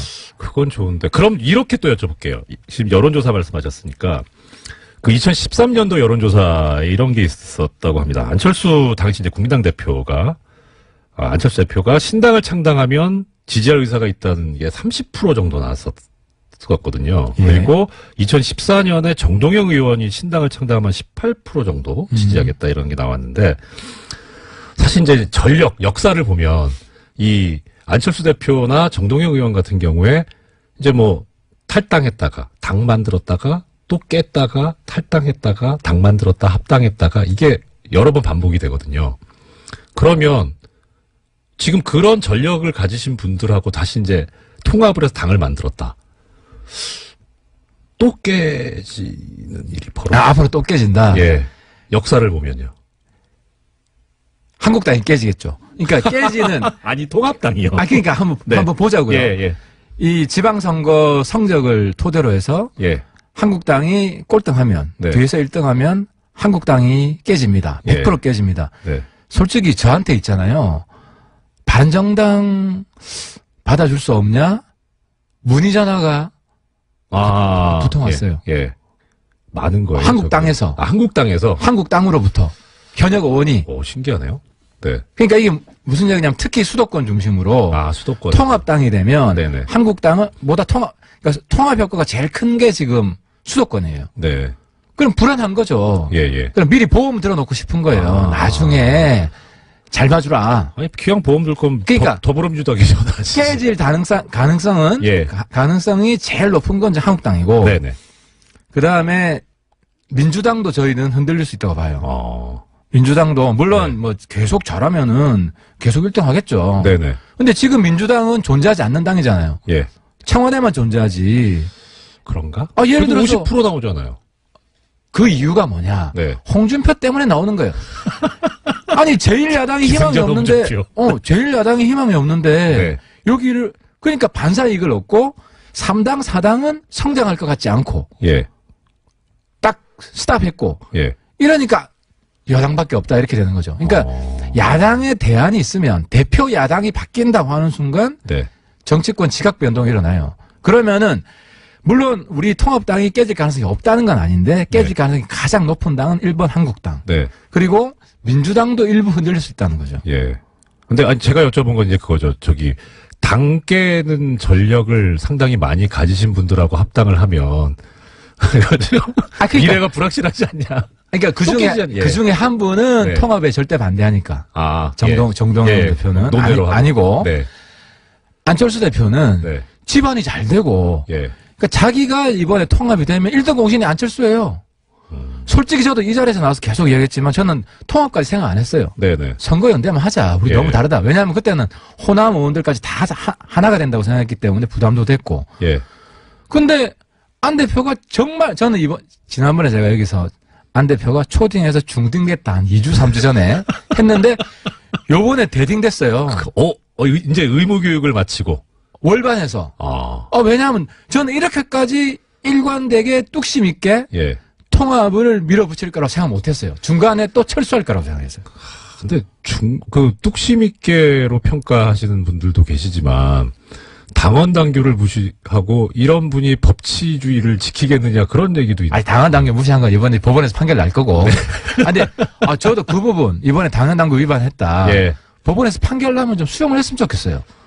저도 어디든지. 만약에 이게 당원 당규 무시한 거다. 예. 위법이다. 네. 그럼 우리 통합 못 하는 거죠. 그렇죠. 네. 수용해야 된다고 생각하고 예. 만약 위법이 아니다 그러면 신청하신 분들도 네. 수용을 하자. 더 이상 이렇게 막 진흙탕 싸움 하지 말자. 예. 그 제안을 했으면 드립니다.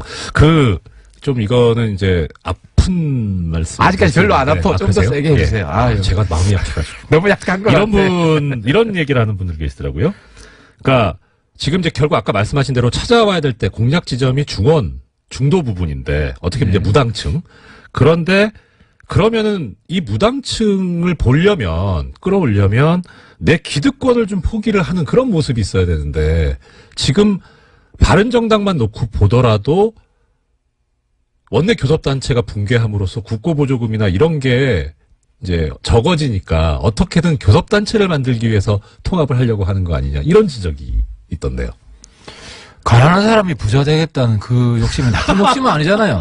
근데 문제는 나쁜 일 해서 부자 되겠다는 건 나쁘지만 우리 국민들 행복하게 하기 위해서 홍준표 TV에서 안 보게 하기 위해서 우리가 합치겠다는데 저는 박수칠 국민이 압도적으로 많다. 그러니까 그 말씀이 뭐냐면 지금 명분은 그렇게 내세우고 계시지만 속내는 돈 때문에 그런 거 아니냐라는 거죠. 정당이 권력을 포기하는 순간 그 정당은 존재할 이유가 없죠. 우리는 그렇죠. 돈이 아니라 국민들을 위해서 우리 권력을 제대로 쓰자. 한국당처럼 쓰지 말자. 나라 망하게 쓰지 말자. 그래서 제가 말씀드리는 게 이거는 지난번에 친문이라는데 좀 더 정확하면 연문야당 문재인 정권과 연대하는 홍준표는 무조건 반대하잖아요. 우리는 개헌 찬성해요. 개헌 같이 하자. 그리고 통큰 협치하자. 민주당하고 지난번에 우리 정책 연대를 했잖아요. 민주당하고 정책 연대할 겁니다. 그러니까 물론 반대할 건 반대하죠. 하지만 국회 보이코트 이런 거 안 할 거다. 네. 그리고 막말. 뭐 저는 뭐 한국당이 없어지면 저는 막말이 아마 대폭 줄어들 것 같은데요. 그러게 말입니다. 자, 그러면은요, 또 이런 말씀도 있습니다. 지금까지 이제 우리나라 이 정치 그 현장에서 보면, 보수면 보수, 진보면 진보, 이렇게 양당, 거대 양당이 있고, 그 다음에 이제 제3정당이 나왔을 때 이 제3정당이 어떤 중도나 이런 걸 표방을 하긴 하지만, 실제로는 동원했던 것이 뭐냐면 지역주의. 그러니까 그렇게 해서 재미를 봤다. 뭐 예컨대 사실 냉정하게 국민의당도 어떻게 보면 호남을 이제 했었고 자민련 과거에 그랬었고요.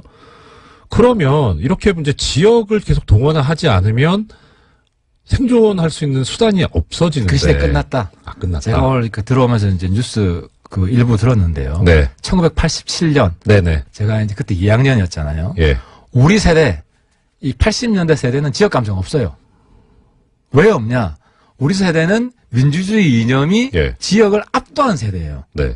지역 감정 완전 없어요. 예.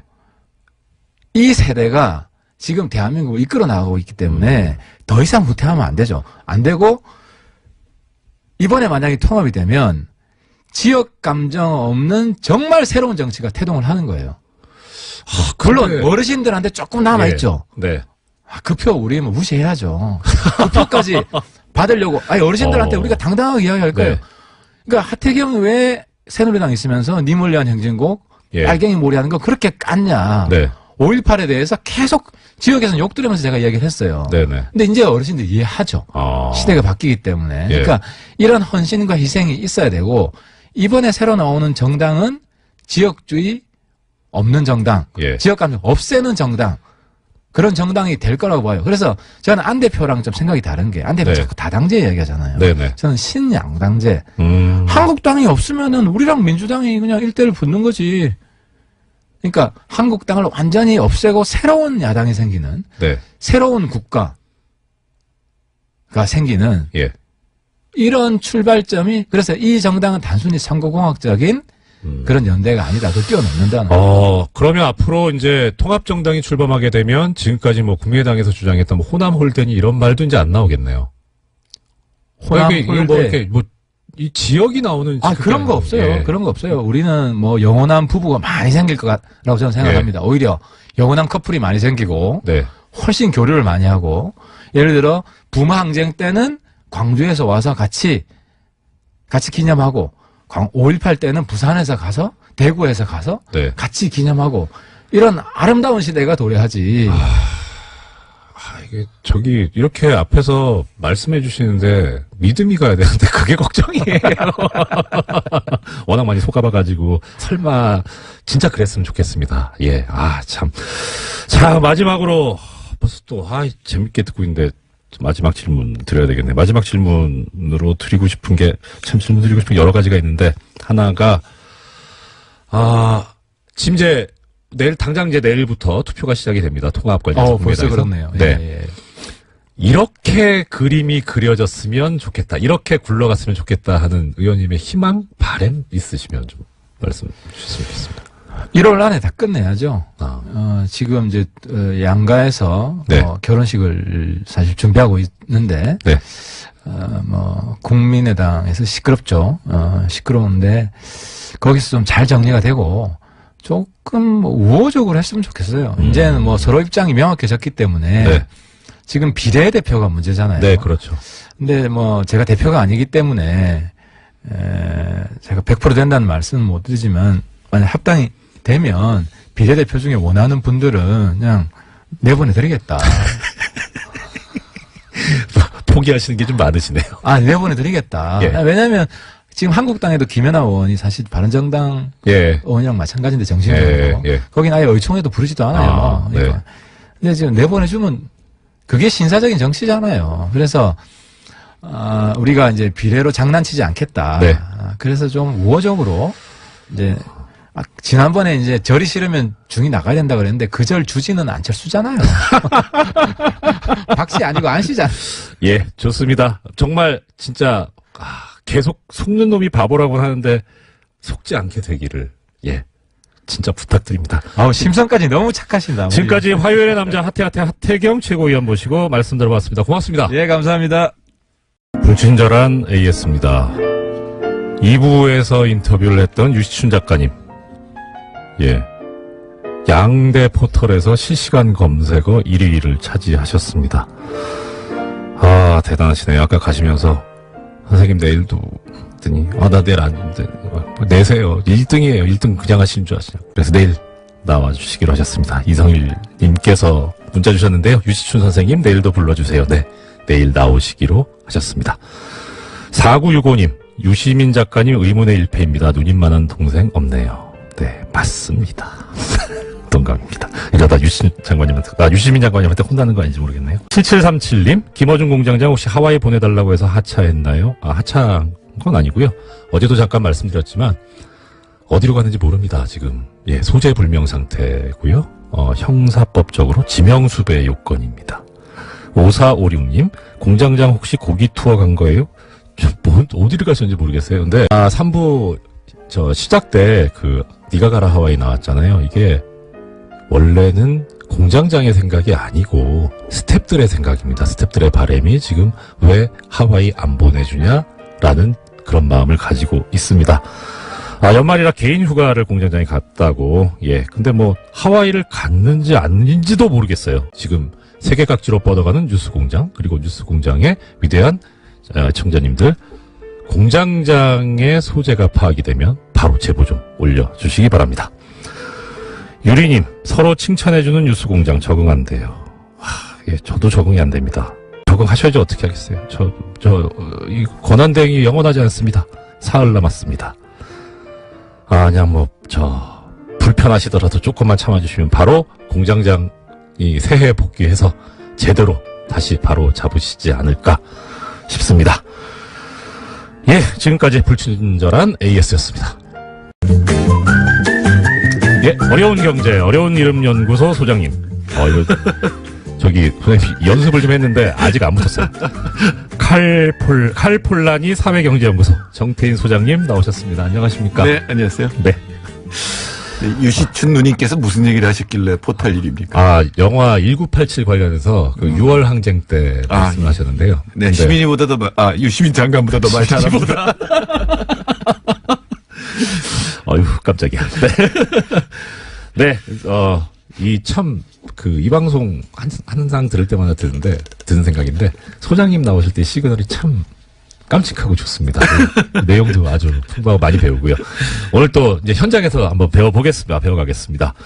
어제 중소기업중앙회에서 실시한 대국민 중소기업 이미지 인식도 조사가 있었다고 하는데 결과가 어떻게 되는지부터 좀 말씀해 주십시오. 네, 중소기업 호감도가 100점 만점에 51.4점, 대기업은 71.5점, 성인 1000명한테 조사를 했는데요. 네네. 사실 이 절대 수치는 문제가 아닌데, 네. 중소기업 호감도가 매년 조사에서 떨어지고 있어요. 특히 20대가 51.4에서 47.8, 30대는 52에서 47 이런 식으로 떨어지고 있어서 중소기업 가고 싶지 않다. 젊은 사람들이 이런 얘기들이 이제 확실하게 나타나고 있는 거죠. 예. 여러 가지 이유가 있을 텐데요. 중소기업이 이렇게 호감도가 낮은 것이. 근데 특히 이제 항목별로 이게 이제 구분이 돼 있다고 하지 않습니까? 어떤 부분이 이제 특히 항목별로 보면 근로조건에 대한 호감도가 제일 낮았습니다. 이 근로조건이라는 건 임금, 근로시간, 작업 환경 이런 것들인데 이 호감도가 46.8로 가장 낮았고 또 안정성도 없잖아요. 중소기업 가면은 평생 직장 이런 건 꿈도 못 꾸는 거니까 그것도 낮았고요. 자아실현이 그 다음이 낮았고 사회적 지위 다 이 중소기업한테 불리한 항목들에서 낮았고 성장성이 그래도 5개 중에서는 제일 나은 편으로 나왔습니다. 그래도 그렇게 큰 차이는 안 겠습니다. 이게 지금. 그러니까 이게 절대 수치는 큰 의미가 없는. 그냥 주관식으로 물어보고 점수 써가지고 그걸 평균한 거니까. 이건. 하지만 공감이 갑니다. 봉급, 또 열악한 작업 환경, 야근, 과로. 자, 그러면 일단 봉급 먼저 얘기해 주셨으니까 임금. 실제 그럼 대기업이 지금 71.5점. 그다음 중소기업이 51.4점이면 거의 20점 가까이 차이가 나는데 임금 부분에서 도대체 얼마나 차이가 나?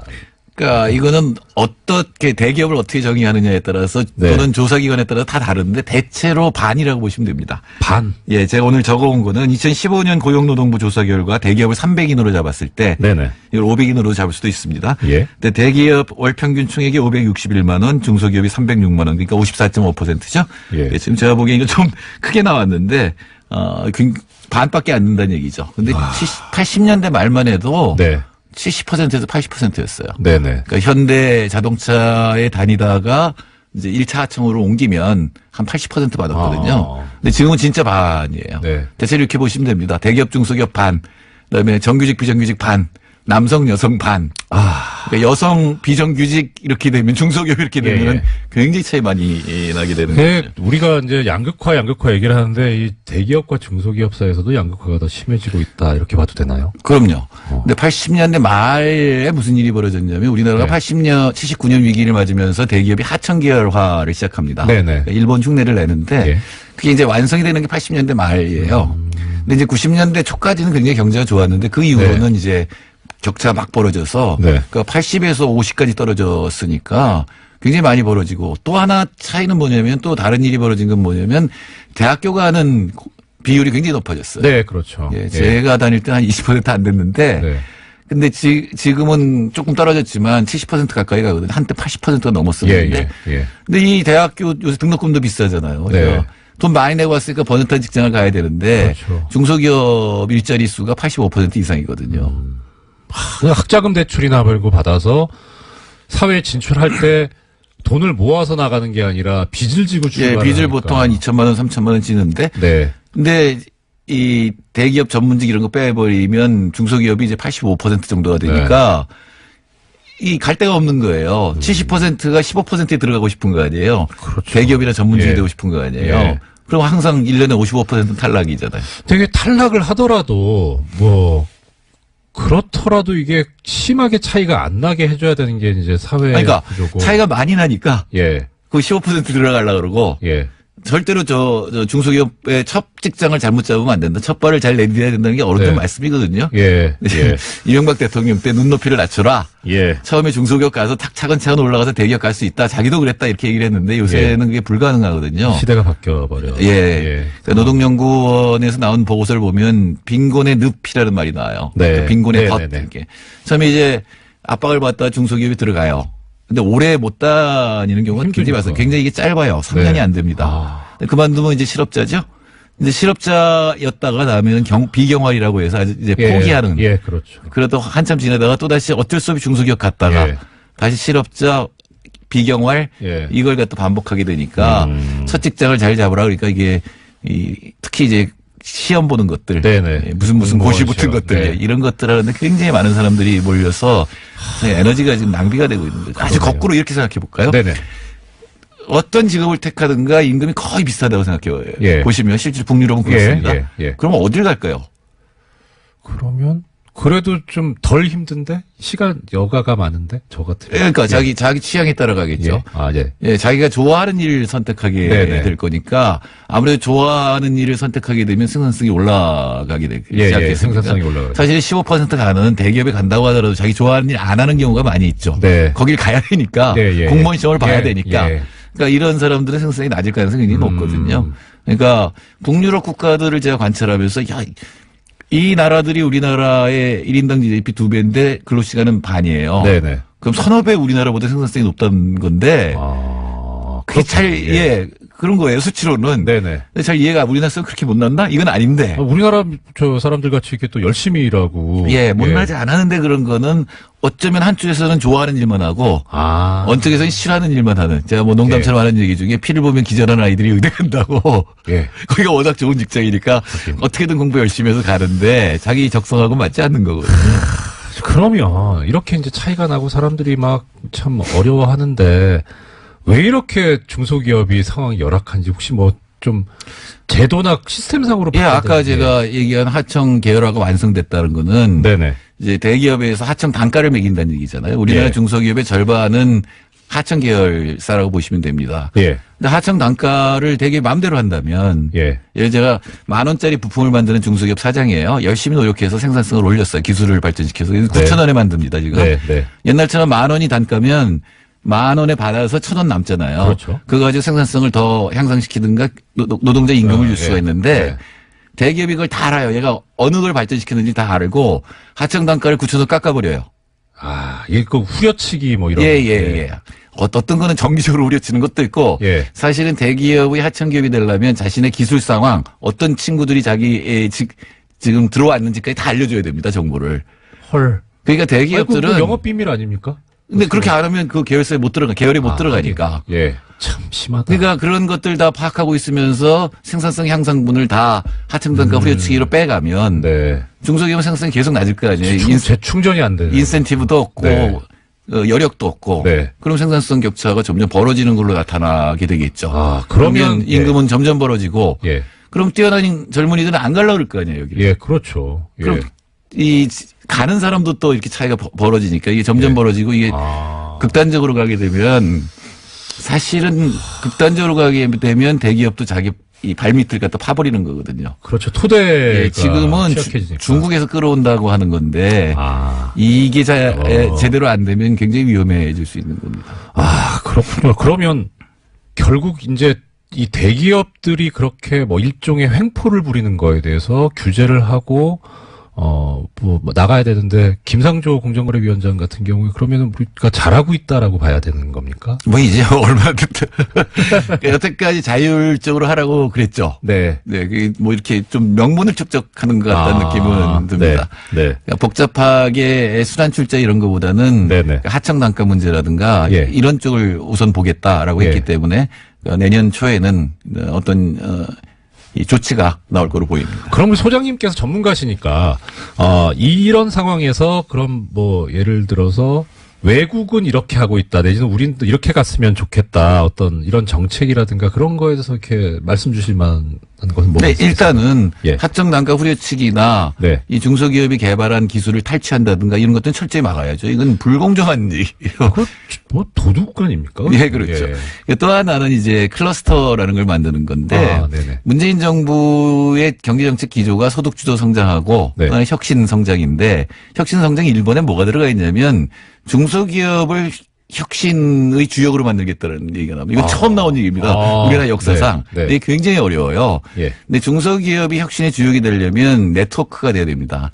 하나하나로는 굉장히 어렵지만 이 기업들이 비슷한 동종이라든가 비슷한 지역에 있는 중소기업들이 네트워크를 이뤄서 정보를 교류하면서 또 거기에 대학들이 도움을 줄 수가 있죠. 우리나라 대학들은 전부 세계 인류만 얘기하는데 그렇지 않아요. 그러면 진짜 망합니다. 그렇죠. 지방에 있는 산업이라든가 자기 지역에 있는 기업들하고 같이 작업을 해서 이 기술을 발전시키고 그 이익을 갖다 그 네트워크가 나눠 가지는 거죠. 그래서 여태까지는 우리나라 중소기업 지원금이 이렇게 적지가 않거든요. 아, 그렇습니까? 예, 세계적으로 중소기업 정책도 제일 많고 지원금도 적지 않은데 이게 기업 단위로 다 갔어요.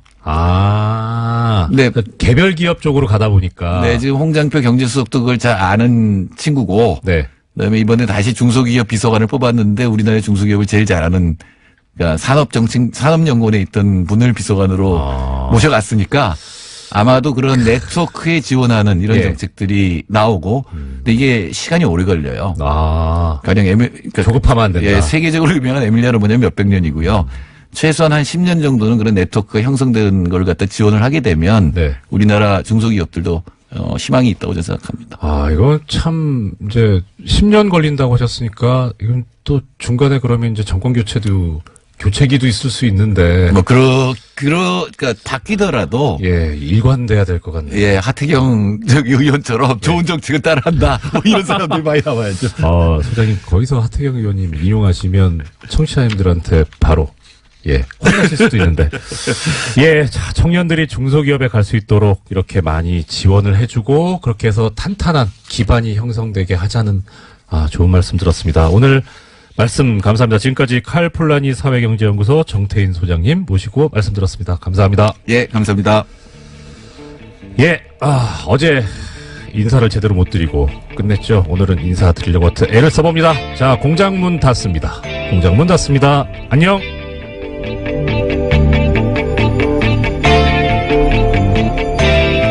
썩 적절한 말씀은 아니지 않나 싶은 생각이 얼핏 들었고요.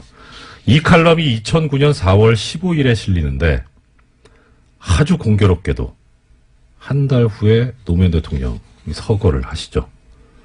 뭐 이게 꼭 원인이 되겠습니까마는 참 아픈 칼럼이었고, 이래도 되는가 하는 그런 생각이 들게 하는 내용이었습니다. 이것에 관해서는 또 여러 가지 준비를 하고 있는데요. 아마 중간에 제가 공장장 권한대행에서 잘리면 못할 거고 내일 잘릴 수도 있다라는 마음으로 빨리빨리 정리를 해서 조사를 해가지고 보내드리도록 하겠습니다. 한 30초 남았네요. 오늘 내가 이 소식은 꼭 전해드리려고 했는데 못했다 하는 거 말씀 주시죠. 네, 제목만 그런 말씀드리면요. 네. 국민의당 전당원 투표가 지금 현재 세대결 양상이라고 합니다. 예. 그래서 반대하는 의원들이 지금 오늘자로요. 남부지법에 그 심리를 가처분 신청서를 제출했는데요. 그와 네네. 관련된 결정도 아마 빨리 날 것으로 보입니다. 예, 투표를 막아달라는 거니까 투표하기 전에 결정을 법원이 해줘야 되겠죠. 예, 법원의 신속한 결정을 바라마지 않습니다. 지금까지 시사인의 김은지였습니다. 감사합니다. 네, 고맙습니다. 예, 영화 1987이 개봉을 앞두고 있습니다. 저 감독님한테 전해드린 말씀인데요. 뉴스공장이 워낙 그 인기가 많다 보니까 책, 영화, 이 홍보를 부탁한다는 청탁이 엄청나게 많이 들어온답니다.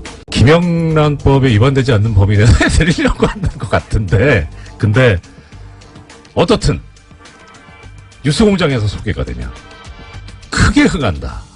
근데 사실 1987 영화에 관해서 전혀 껌한 통 받은 적도 없다고 하시는데 왜 그럼 오늘 1987 이 얘기를 꺼내느냐.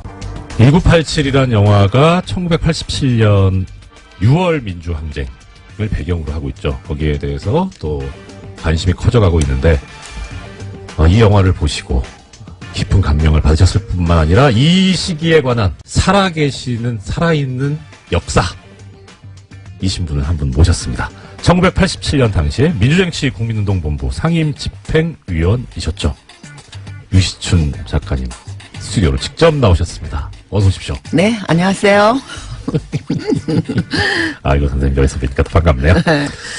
아시는 분들은 아시겠지만 유시춘 작가님 본인도 되게 참 유명하고 훌륭하신 분인데 워낙 또 큰 분이 계셔가지고 가려져서 많이 들으시죠. 이거 질문이 식상할 수 있는데 유시민 전 보건복지부 장관 작가이신 그 관련해서 어떠냐라는 그러니까 사실 유시춘 선생님 되게 훌륭하신 분인데 이렇게 그늘에 가리지 않나 싶어서 속상하실 때도 있을 것 같은데 아니요, 어떠세요? 없습니다.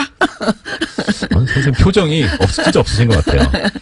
이게 지금 이제 선거 지나서 얘기지만 대선 때 이제 할배 유세단 네. 하셨었잖아요. 그러면서 나왔던 얘기가 그 당시 이제 이런 농담들이 있었습니다. 어대문 어차피 대통령은 문재인. 네. 안하문, 아빠가 나와도 문재인. 그때 유시춘 선생님 두고는 이런 말이 있었어요. 유나문이라고.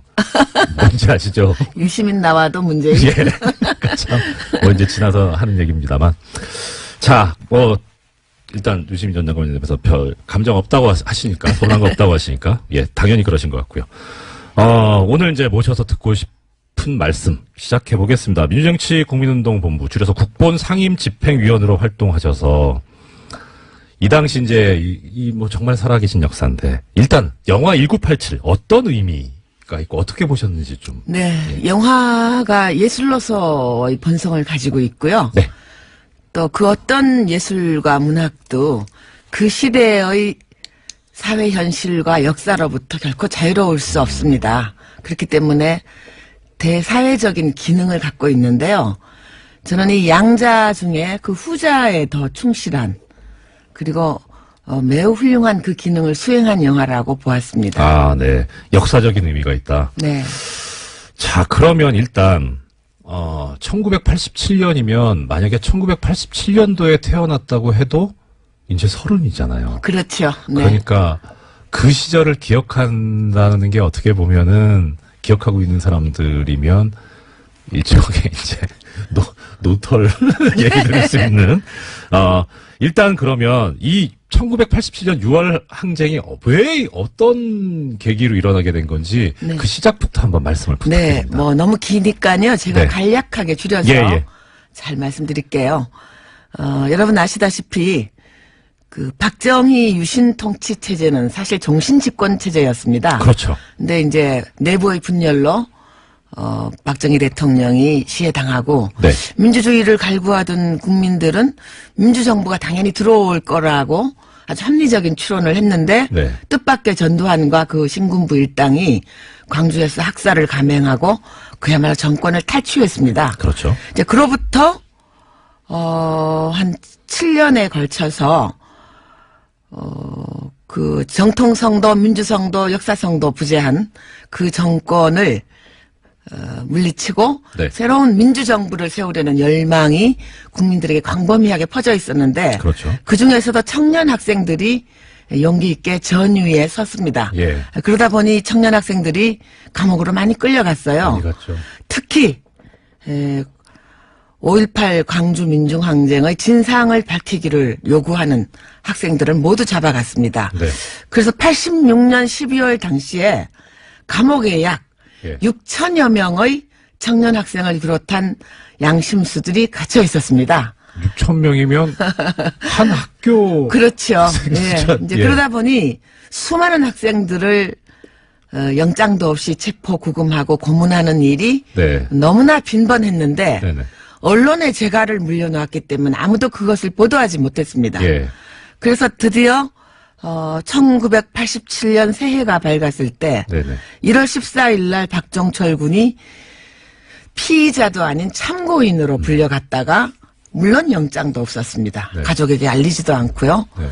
비밀리에 잡아갔다가 지금 그 남영동 전철역 근처에 있는 예. 남영동 대공분실에서 참고인으로 조사를 받다가 물고문에 의해서 참혹하게 살해당합니다. 그런데 예. 이 박정철 사건은 결코 우연히 일어난 사건이 아닙니다. 네네. 그 이전에 이미 많은 박정철이 있었습니다. 예. 일일이 열거 못하겠지만 예. 1986년에 나온 변협, 대한변협에서 발간한 인권보고서에 보면 군대 끌려가서 의문의 죽음을 당한 학생들, 네. 또 수사기관에 불려갔다가 뭐 아주 동떨어진 황간의 철로변의 시체로 발견된다든가 네. 이렇게 원인을 밝힐 수 없는 다만 수사기관에 의한 의문의 죽음이라고 추정되는 여러 죽음들이 있었습니다. 맞습니다. 예, 그것이 누적되어서 일어났고요. 그리고 86년 11월 말에 애국학생 청년연합이라고 해서 애학투가 네네. 1,400명이 민주정부 수립을 요구하면서 건국대를 점거한 사건이 있었는데요. 참 이제 기억도 새롭습니다. 네, 근데 그때 건대 사태. 네, 건대 사태인데요. 네. 그때 모든 이 간제 언론, 예. 정부의 검열을 받는 언론들은 그것을 시키는 대로 전두환이 시키는 대로 무슨 공산주의 투쟁, 네. 또 일본의 적군파를 모방한 좌익 게릴라 네. 투쟁이다. 네. 이렇게 다 빨간칠을 하고 뒤집어 씌울 때인데 그 사법사상 유례가 없이 1,200여 명이 구속이 되었고요. 예.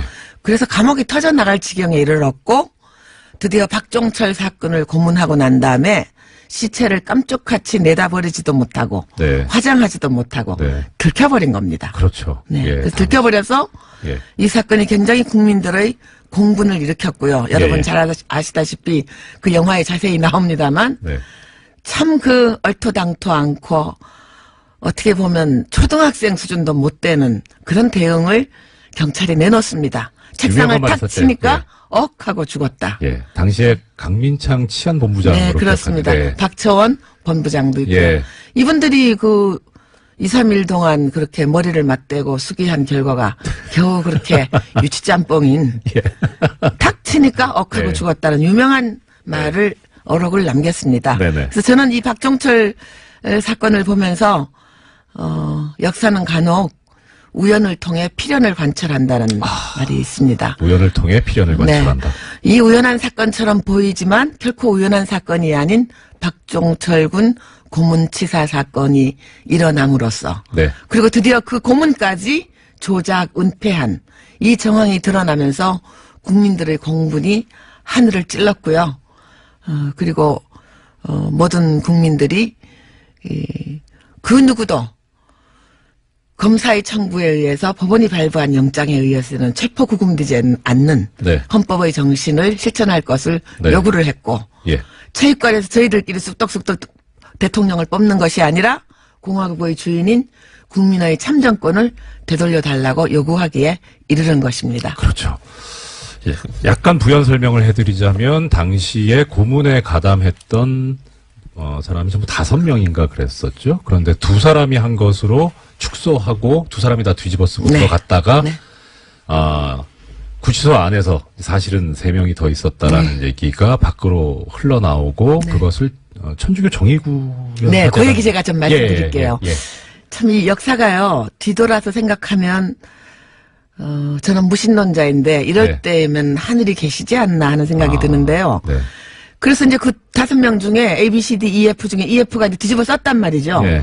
자기들은 나중에 이렇게 이게 팔 잡아주는 정도의 조력자였어요. 근데 네. 생각하니까 이거 고문치사라는 엄청난 범죄를 네. 둘이 다 뒤집어 쓰고 갈 생각을 하니까 아득하니까 울면서 예. 토로한 거예요. 네. 그거를 감옥에 계시던 양심사 한 분이 예. 적어서 이부영?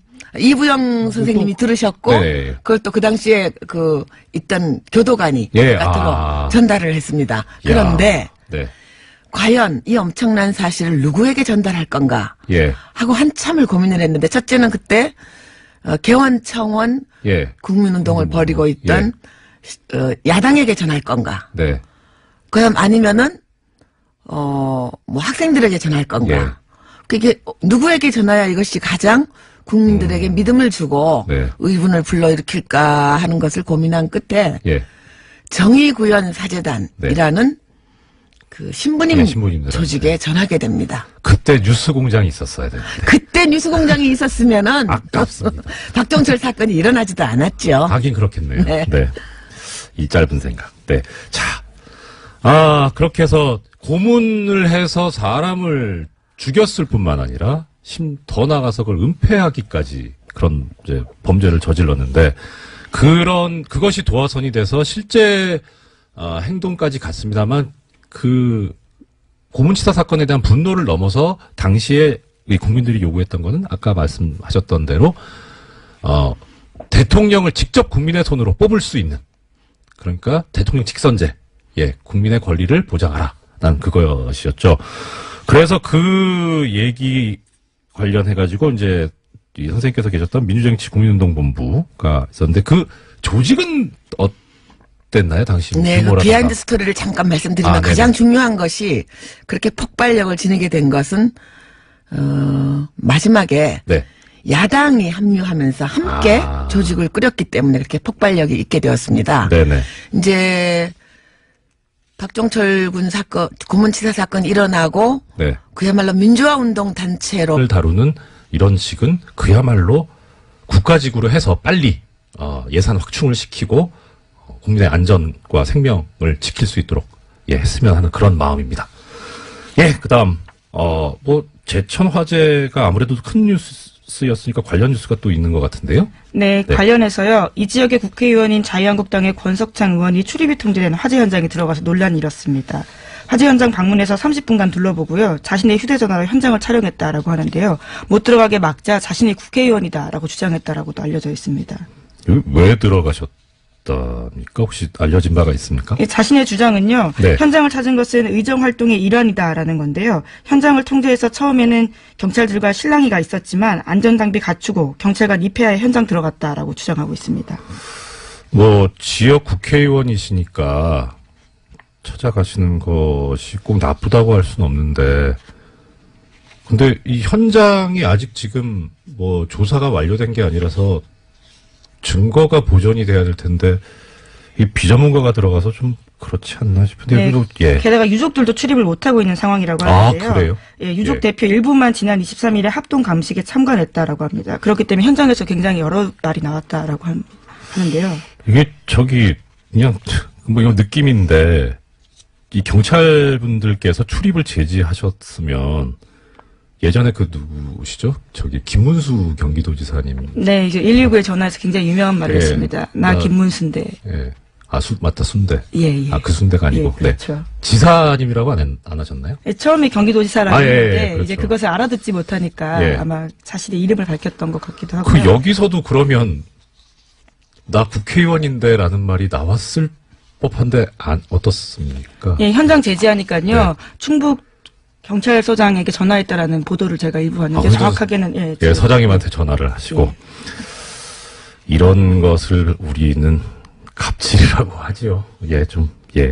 그래도 불행한 일이 벌어졌는데 가급적이면 좀 빨리빨리 이렇게 대처를 해서 상처를 치유할 수 있도록 서로 좀 힘을 합쳤으면 좋겠습니다. 여기 좀 도와주십시오. 네. 예, 다음 소식 어떤 소식이 있습니까? 네, 최경환 자유한국당 의원이 특수활동비 1억 원을 받았다는 혐의로 구속영장 청구됐다라는 사실 다들 기억하실 텐데요. 네네. 이와 관련해서 영장실질심사가 올해 말까지 열리지 않을 것으로 보입니다. 그렇죠. 예, 23일 종료 예정이었던 12월 임시국회가 여야 대치로 내년 1월 9일까지 연장됐기 때문인데요. 체포동의안을 처리할 국회 본회 일정이 잡히지 못하고 있습니다.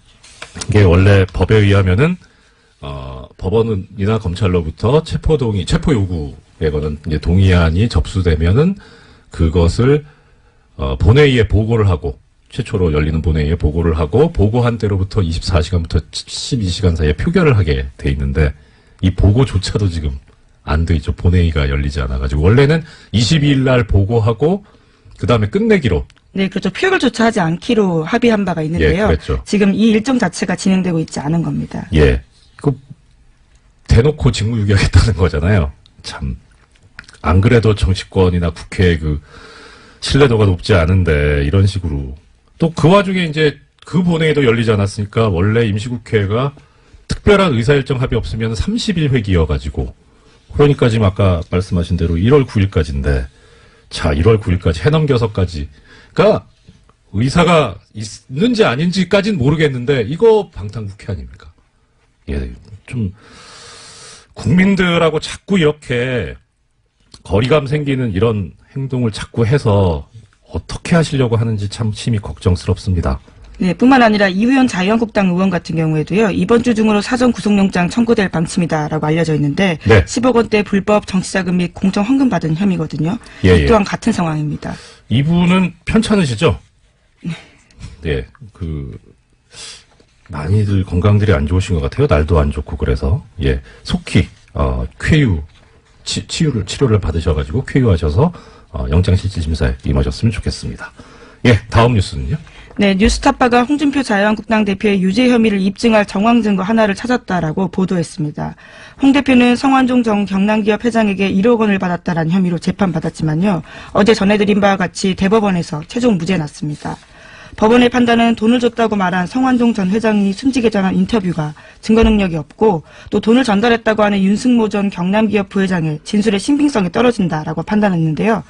윤 전 부회장 같은 경우에는 돈을 홍준표 의원실에서 줬다라고 했는데 당시 상황을 묘사한 바가 있습니다. 그런데 이 부분이 신뢰성이 떨어진다라는 거거든요. 뭐라고 진술했냐면 척당 불기라는 글씨가 의원실에 걸려 있었는데 홍준표 대표 쪽 반박은 그것은 의원실이 아니라 당대표실에 걸려 있었다라고 주장한 겁니다. 그러니까 의원실엔 한 번도 걸려 있은 적이 없다라는 것들을 법원이 받아들인 건데요. 그런데 뉴스타파가 찾아낸 동영상을 보면 2010년 당시에 홍 대표 의원실에 관련된 글씨가 붙어 있습니다. 아이고 일반적으로 생각할 수 있는 거는 아니 왜 이렇게 바로 나올 거짓말을 하냐 하는 그런 비판이 있을 수 있는데 저는 이 소식을 듣고 그 생각이 들더라고요. 빨리 좀 내놓지. 늦게 찾아왔나 봅니다. 그러니까요. 아유 아까워요. 자 이거 관련해가지고 많은 분들이 물으시는 게 새로운 증거가 나오지 않았냐. 그러면 이걸로 이제 상황이 바뀌었으니까 재심을 해서 처벌을 할 수 있지 않겠느냐 그런 문제를 제기를 하시던데요. 우리나라 형사소송법에 의하면 재심은 피고인에게 유리한 경우에만 할 수 있습니다. 무죄가 되거나 내지는 적어도 형을 낮출 수 있는 사정이 생겼을 때, 그런 증거가 발견되었을 때, 그때 할 수 있는 건데요. 근데 지금 이것은 피고인한테 불리한 거라서 이거 일사부재리 원칙 때문에 재심은 우리 법상 허용이 안 됩니다. 많이 안타까우시겠지만 법이 그렇기 때문에 법이 그렇다는 것을 좀 알아주셨으면 하는 그런 마음입니다. 예, 그리고 또 중요한 소식이 하나 있다고요? 네, 검찰 과거사위원회 검토 대상 사건에 배우 고 장자연 씨 사건 등 8건이 추가됐다라고요. 중앙일보가 보도했습니다. 검찰 과거사위는 검찰의 부적절한 사건 처리 의혹을 조사하는 건데요. 네. 장자연 사건 같은 경우에는 2009년 탤런트 장 씨가 유력 인사들의 접대를 받다가 스스로 목숨을 끊으면서 수사가 시작됐습니다. 네. 당시에 일부 인사에 대한 봐주기 의혹이 제기된 바가 있는데 법무부 검찰 과거사위가 이것들을 다시 검토하겠다라고 밝힌 겁니다. 자, 검찰 과거사위원회에서 새로 이제 과거의 부실 수사에 관해서 진상조사를 하겠다는 말씀인데 지금 그 중에 장자연 씨 사건 기자님께서 말씀을 주셨습니다. 아시는 분들은 또 아시겠지만 어떤 분들은 또 모르실 수도 있으니까 이 사실관계를 좀 김 기자님께서 약간 설명해 주시면 좋겠습니다. 네, 이제 2009년에 벌어졌던 사건인데요. 말씀드렸던 바처럼 유력 인사들의 접대를 강요받다가 스스로 목숨을 끊었다면서 유언을 남기고 그리고 그 유언장이 있었거든요. 네네. 그 내용들이 그 당시 굉장히 화제였습니다. 예. 그런데 경찰 수사가 시작되었는데 경찰은 5명을 불구속 기소 의견만 하고 검찰에 송치했습니다. 그런데 그때는 성접대 의혹이 아예 빠져 있었거든요. 그러니까 이 문건에 보면요. 조선일보 사장이라는 표현이 있는데요. 이와 같은 술자리 참석했다라고 했던 인사들 10명 이름 모두 빠져 있었던 겁니다. 네. 그래서 검찰의 수사를 이어받았는데 김종승 씨와 유정호 씨 당시 매니저와 그리고 대표 명예훼손 혐의 그리고 폭행 혐의로 기소가 됐고요. 나머지는 모두 무혐의 처리된 바가 있습니다. 이게 지금 사실 애청자 여러분 꼭 기억해 주셔야 되는 게요. 이 장자연 씨, 고 장자연 씨 사건이요. 김은지 기자님 전문입니다. 예, 저기 주진우 기자가 전문이셨고요. 저는 예, 같이 그런 미담은 얘기하지 마시고요. 김은지 기자님 전문입니다. 예, 아니면 앞으로 전문으로 예, 하도록 오늘부터 하겠습니다. 바로 전문이 되실 거고 계속 우리 애청자 여러분들 기억하시죠? 다스는 누구 겁니까? 이거는 뉴스공장에서 시작이 돼서 계속 가고 있죠. 장자연 씨는 누가 죽였습니까? 는 김은지 기자님께서 계속 파주실 것으로 기대하고 있습니다. 굉장히 무거운 숙제를 또 전해주시는데요. 예. 자, 여기에 근데 이제 관련되는, 아까 이제 접대 강요도 있었고, 껄끄러우실 수도 있는데, 언론사가 관련이 되어 있지 않습니까? 네, 그 당시에 그래서 검찰 공소장을 보면요. 장자연이 작성한 문서에 조선일보 사장이라는 기재가 있다는 사실만으로 피의자가 장자연으로부터 술 접대를 받았다거나 성매매를 하였다고 인정하기 부족하다라면서요. 결과적으로 방상문 사장 같은 경우에 증거 불충분으로 혐의 없음 처분받았습니다. 거참, 네. 그렇게 수사가 끝이 종결이 되고 그리고 나서 저는 자세히는 모르는데 그게 되게 마음이 아팠어요. 그러니까 장자연 씨께서 남긴 말씀 중에 어머니 기일인데 제사 때인데 나오라고. 어떻게 사람이 그럴 수가 있을까 싶었었거든요. 네, 참 어제 전해드렸던 성완종 전 회장 사건도 그렇고 지금 이 장자연 씨 사건도 그렇고 돌아가신 분들이 참 억울한 죽음이 되지 않도록 우리가 함께 애써서 잘 좀 밝혀봤으면 또 이 검찰 법무부 과거사위원회도 검토 대상 제대로 좀 해줬으면 좋겠습니다. 예, 시간이 많이 흘렀는데 사실 여러 가지 소식을 준비해 오셨지만 어제 청취자 여러분들하고 약속드린 게 있죠. 삼성언론재단에서 언론인 분들, 우리 시사인에 계신 분들이나 TBS에 계신 분들은 안 보내주고 다른 분들만 보내줬다는 이 엄청난 잘못에 관해서 오늘 좀 이어서 이야기를 해보겠습니다.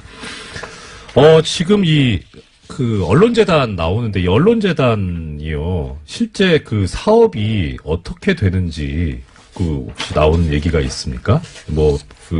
비용이라든가 회계를 어떻게 처리한다 이런 것들요. 이게 언론재단은 아니고요. 이게 지금 삼성 해외 연수 사업이라고 할 수 있는데요. 이제 주신 자료들을 보면 어제도 말씀을 잠깐 하셨지만 소속사 대표의 추천을 받은 언론인이 그 그룹당 한 명씩 추천을 받아서 갈 수 있는 상황인데 1년 동안 $10,000를 학비로 받게 되고요. 또 체제비 같은 경우에 $3,500를 받는다라고 합니다. 예. 여기 보면 월요? 네, 예. 네, 그렇죠. 여기 보면 삼성언론재단의 경우 목적 사업비의 80%, 그다음 상남언론재단 여기는 LG 계열인데요. 여기 85%를 언론인 해외 연수와 어학교육 지원에 사용해 오고 있다고 합니다. 그러니까 이 재단 자체가 아예 그 목적인 거죠. 보면 참 이게 사업이 96년 삼성언론재단 같은 경우에 시작이 되죠. 시작이 되고 2016년까지 있었습니다. 여기 기술을 그래서 하나씩 붙이시더라고요. 그 삼성언론재단에서 보면 22기까지 2016년에 그래서 이제 2017년은 못 가셨고. 근데 오늘 드리고 싶은 말씀은 이겁니다. 이 중에 2000년도에 6기로 다녀오신 당시 모 신문의 모 신문이라고 할 거 있나? 경향신문의 문화부 차장님 당시 다녀오신 분이 계세요. 이분이 그러니까 결국 삼성언론재단 삼성 돈으로 다녀오신 거죠. 여기에 대해서 그리고 나서 2009년에 본인이 근무하시는 신문에 칼럼을 쓰신 게 있습니다. 제목은 굿바이 노무현. 이 글에 보면 이런 얘기가 나옵니다. 참여정부의 실정으로 서민들이 가난해지는 동안 노무현 패밀리는 부자가 되었다는 사실은 변하지 않는다. 재벌개혁을 다짐하고는 삼성에 국정을 위탁하고 특권 없는 사회를 만들겠다고 하고는 스스로 특권층이 되고 시장개혁 대신 시장 만능의 우상을 퍼뜨림으로써 노무현을 통해 세상의 낡은 질서를 바꾸려 했던 그 열정을 싸늘한 냉소로 바꿔놓고 삼성에 국정을 위탁했다. 뭐 사실인지 아닌지 모르겠는데 삼성 돈으로 유학 다녀오신 분이 하기는 좀... 안녕하십니까. 공장장 권한대행 이정렬입니다. 어제 처음 권한대행 업무를 맡았었는데요. 과분한 칭찬과 격려에 몸둘 바를 모르겠습니다. 정말 깊이 감사드립니다. 뭐 저는 그렇게 잘했다 생각이 안 들었는데 청취자님들께서 얼마나 기대를 안 하셨으면 그렇게 했는데도 칭찬을 해주시고 뭐 그런 생각이 드네요. 예. 시대정신이라는 말이 있습니다.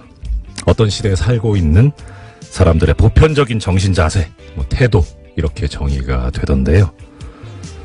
한 해를 마무리하는 지금 2017년의 시대정신은 무엇일까 한번 생각을 해봤습니다. 작년 말부터 시작된 이 광장에 뜨거웠던 열기, 촛불, 그리고 국민의힘으로 이루어낸 최고 권력자 파면, 문자 참여운동 뭐 등등을 생각해 보면은 현재 시대 정신은 국민 참여, 직접 민주주의가 아닐까 하고 감히 말씀을 드려봅니다. 이렇게 국민들은 능동적이고 깨어 있는데 이런 훌륭한 국민들을 아직까지 가르치려고 드는 사람들이 있어요. 그 사람들은 스스로를 지식인이네, 오피니언 리더네 이렇게 얘기를 하더라고요. 아무리 많이 배우면 뭐합니까? 아무리 번듯한 직업 갖고 있으면 뭐합니까? 연봉 많으면 뭐합니까? 시대정신을 모르는데. 국민을 가르치려고 들지 마십시오. 가장 훌륭한 스승은 바로 이 나라의 주인인 국민입니다. 농부가 어찌 밭을 탓합니까? 연휴를 마치고 일터로 향하고 계신 우리 위대한 대한민국 국민 여러분, 오늘도 힘내보십시다. 이상 공장장 원한대행 이정렬 생각이었습니다. 공장문 열겠습니다.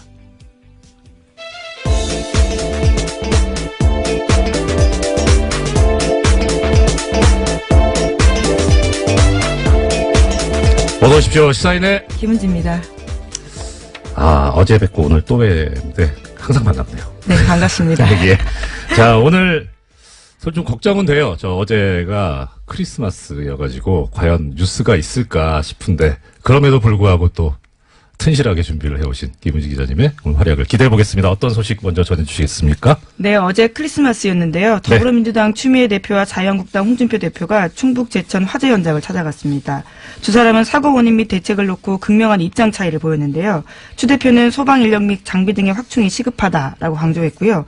반면에 홍 대표는 현장의 잘못된 대응으로 피해를 키웠다면서 세월호 참사 때와 닮은 꼴이다라고 지적했습니다. 예.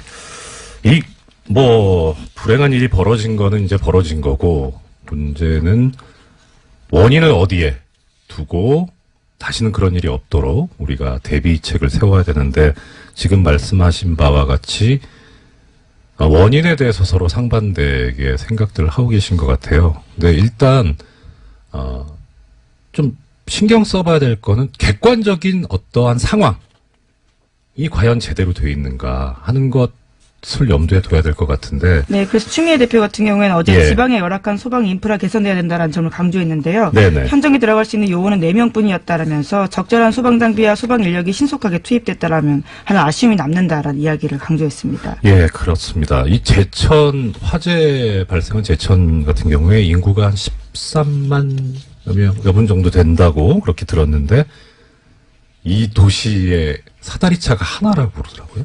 네, 굉장히 소방 인력도 부족하고요. 소방 예. 장비도 부족해서 여러모로 현장에서 애를 먹었다라는 것들은 여러 차례 보도가 나왔습니다. 예, 그렇죠. 그리고 추미애 대표도 지적을 했는데 현장에 들어갈 수 있는 요원이 4명뿐이다. 그러니까 전부 소방서에 계신 분들이 10분 정도? 예, 3교대제로 운영하고 있으니까 산술적으로 생각해도 3분, 많으면 4분. 근데 또 그런 말씀들 하시더라고요.